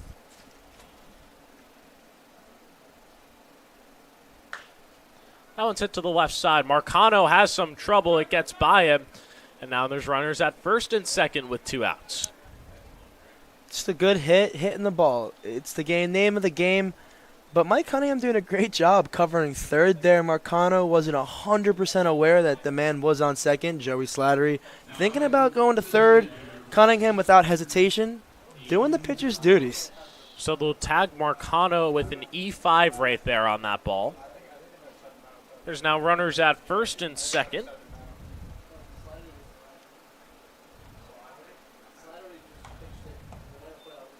The first pitch to Zakarowicz is fouled off for strike 1. Dan, I want to take a look at Mike Cunningham's college stats at Wagner this season. In only 5 2/3 inning pitched, he put up a 9.53. As soon as he got to Saugerties, he's going 5 innings, 8 strikeouts, a 3.6. Total improvement from 1 month to a different. Has done a great job so far here tonight through his first 4 batters, only letting up a singular hit. We see that error over there by Marcano. That's been a problem for the Stallions team in the last 3 games. They've now surrendered 6 errors in their last 3 matchups. It might not look like a lot, Dan, but 1 or 2 a game adds up. So we see it on the singular game advantage. 1 error a game doesn't look awful. But then when you go to the span of 3 or 4, it adds up. 2 a game, that's 8 and 4, 6 and 3. It's a different logical idea on what you're going to do. And before these last 3 games, they hadn't given up an error in 5 games. So really limited it, and now becoming a problem once again. That one misses upstairs. It's 3-1. The only thing about Mike Cunningham's release point, Dan, is that it's so perpendicular with his arm making the L right above the head that if it's not perfectly executed on the follow-through, it's going to be a high pitch. So look at this one, Dan. You see it's the high pitch. The 3-1. Fouled back, just like you mentioned. Very high release point.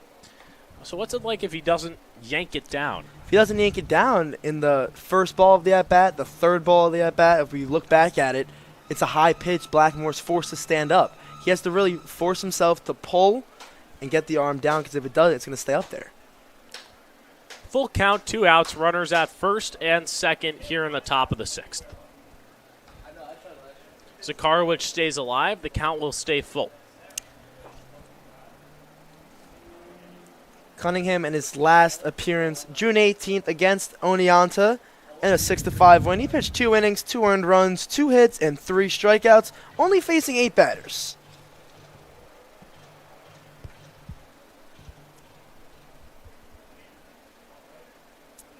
The payoff pitch. Fouled back once again. Really having trouble getting timed up to it there. Cunningham just going to do the Cunningham thing in a 3-2. There's no reason not to throw a fastball here. You're up 10.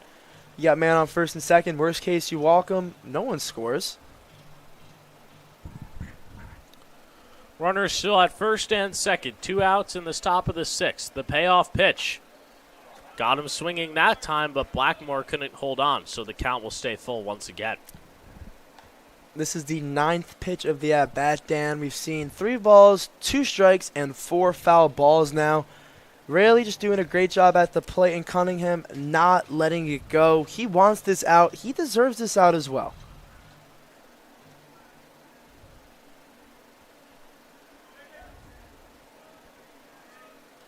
The payoff. Strike 3, got him. So Cunningham, the 3 outs he gets in this inning come by way of the strikeout. Albany is down to their final 3 outs of this ball game if the Stallions can close it out with a 10-run lead in the top of the 7th. We head to the bottom of the 6th. Saugerties still up by 10.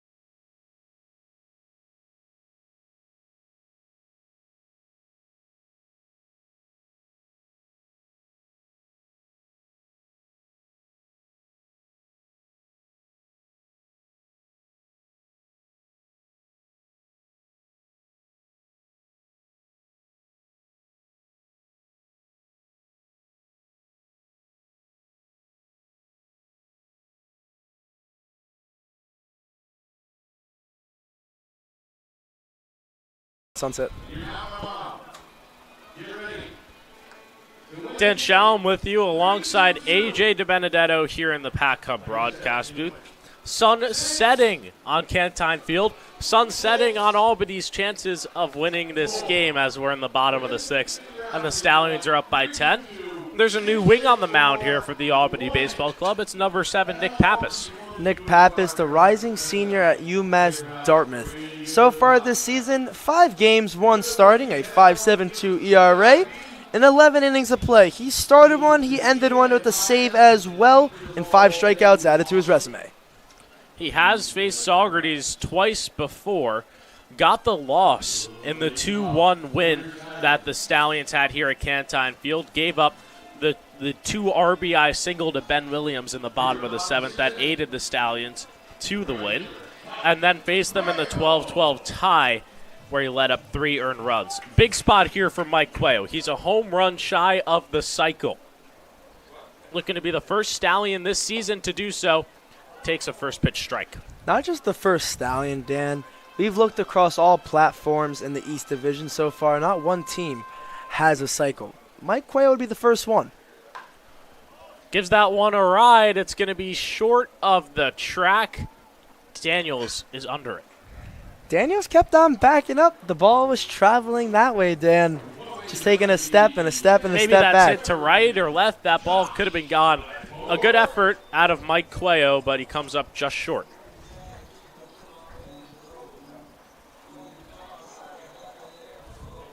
It'll bring up Josh Blackmore, the catcher now. Blackmore in this game is 2 for 2 with an RBI and a walk.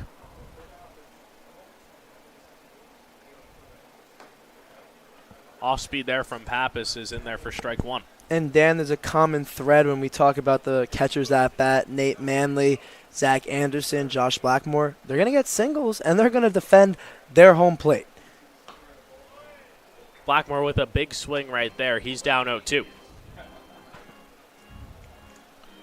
If the Stallions can keep a clean top half of the 7th, this game will be over from Cantine Field. 10-run mercy rule through 7 innings in the PGCBL. The 0-2. Blackmore pops it up in foul territory. Carothers is not going to be able to get there. You can see Blackmore waving his hand, hoping that ball goes into foul ball territory. He knows this at-bat is as important as any other bat throughout the first inning, second inning, and third inning. So Albany was 3-6 versus the Stallions last year, at risk of going to be 0-4 head-to-head against Saugerties. A complete reversal. That one misses at the top of the zone. It's 1-2.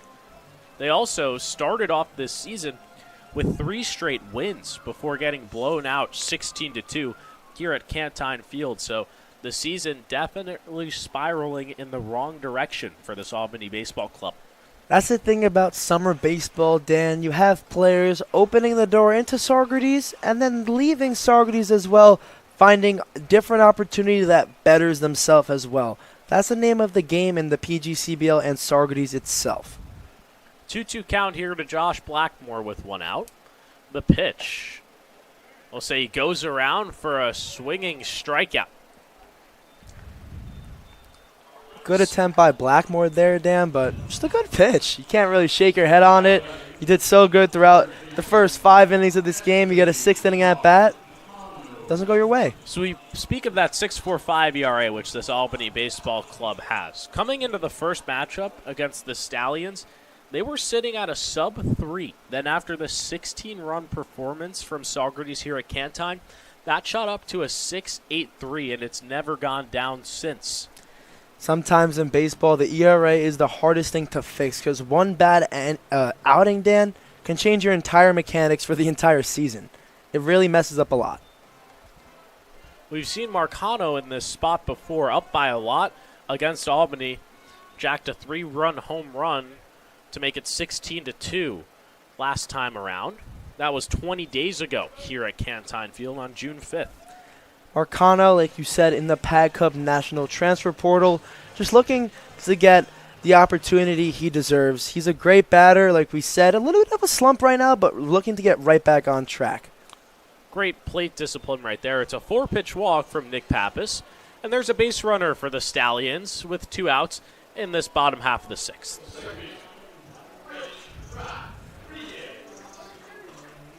Rich Rodriguez now to the plate. He has a 2 RBI double in this game. That plated the first 2 runs of this ball game in the bottom of the 2nd. Since then, flew out to center field and walked in the bottom of the 4th. That one misses outside for ball 1. We saw Rodriguez in the 9-hole last game against the Dragons. 2 walks. And then since that point, we've seen him at the bottom of the lineup consistently. Was in the 10 slot against Amsterdam here at home in that 8-0 victory. Takes that one for ball 2. And then we saw him out in the 8-hole when Saugerties traveled up to Oneonta. This is a guy you really put anywhere in the bottom of the lineup, and he sparks that bottom 3 and allows the top half to really flourish. Yeah, just a man with plate discipline, ties the most on the Stallions with Matt McIntyre with 8 on the season. Really, you put him at the bottom of the lineup, it really just shows you how strong this lineup is, because on any other team in the PGCBL, he's your 2-hitter or your 1-hitter. 7 straight balls here from Nick Pappas. Breaks that right there with the strike. It's 3-1. As soon as you said it, Danny throws a strike. They don't call the announcer Jinx for nothing.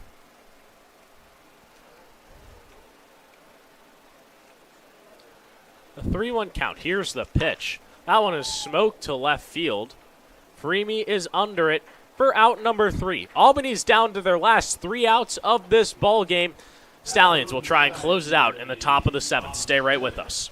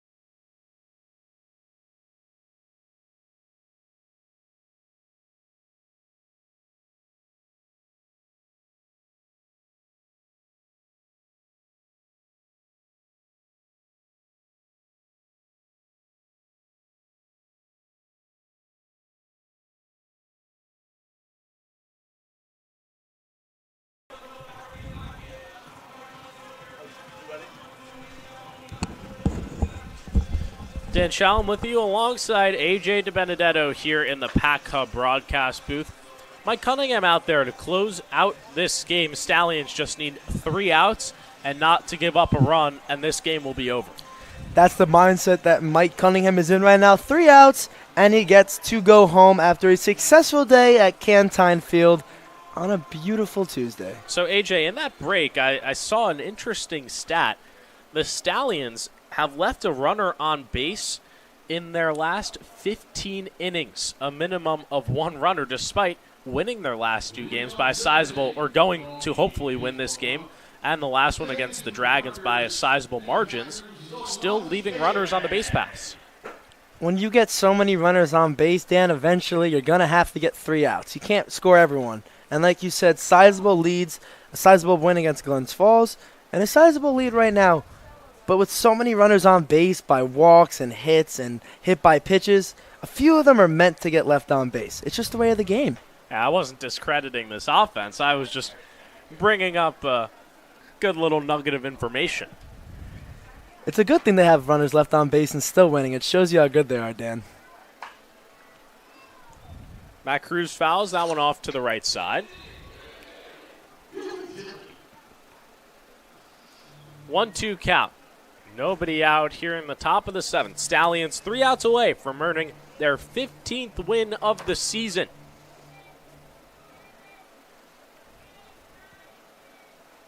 One-two misses upstairs. Counts now 2-2. Big shout out to our producer Casey DeSell tonight, making everything look great on your screen. We've integrated that center field camera and very happy to bring it to you. So Big thanks to Casey tonight. 2-2. Got him swinging for strike 3. Back-to-back strikeouts here from Mike Cunningham. A beautiful strikeout from Mike Cunningham. He saw the assignment. He got it done. Stallions now 2 outs away from closing this ball game. First baseman Ryan Carruthers at the dish. That one misses outside.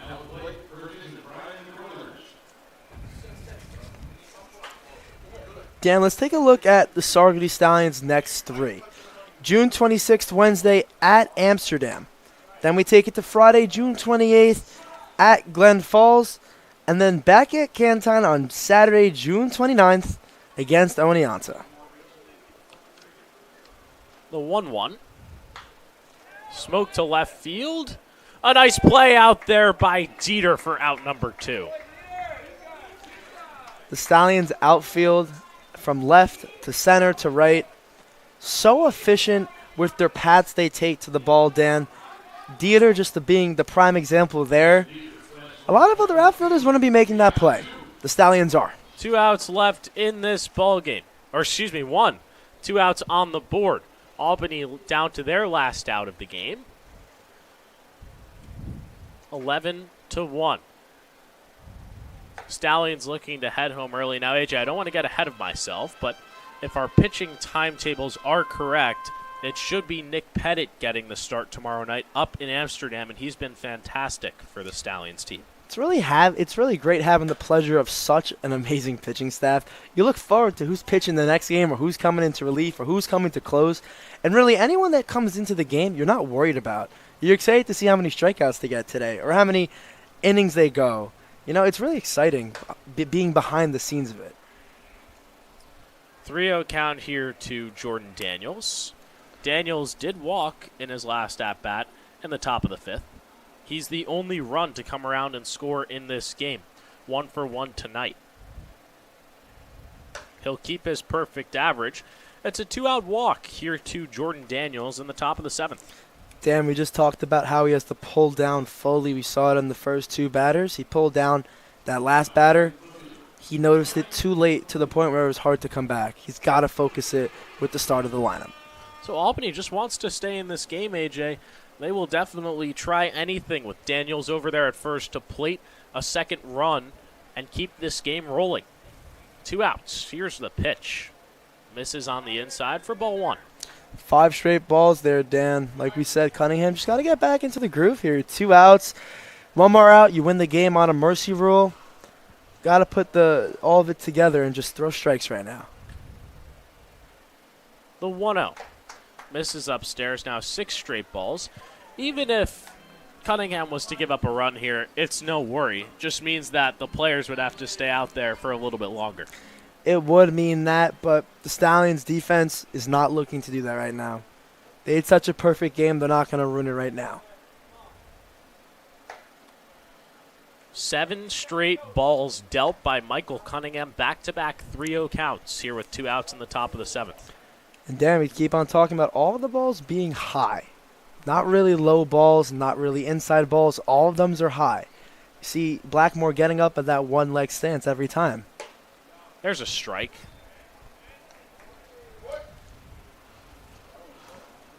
Stallions playing Amsterdam tomorrow night. We'll have that one right here for you on the Stallions YouTube channel.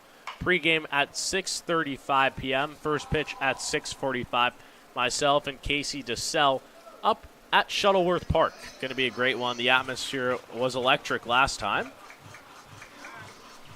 And should be a fun matchup. We'll see Andrew Amato in his first true game at Shuttleworth, filling the roles of Ethan Conrad, who went to the Bourne Braves, and, of course, Fritz Genther, who went to the High Point Rockers. Cunningham strikes out the final batter of this game. The Stallions win this one 11-1 in 7 innings. Really, you can't put anything down on this team today, Dan. They came into Cantine, all of them straight serious face. They weren't happy with the last matchup. Well, they're happy with this one now, similar to that 16-2 win, except this one's 11-1. Cunningham finishes the game with 5 strikeouts as well. Pretty impressive stuff out of him. Yeah, Cunningham really molding into his own player at the mound.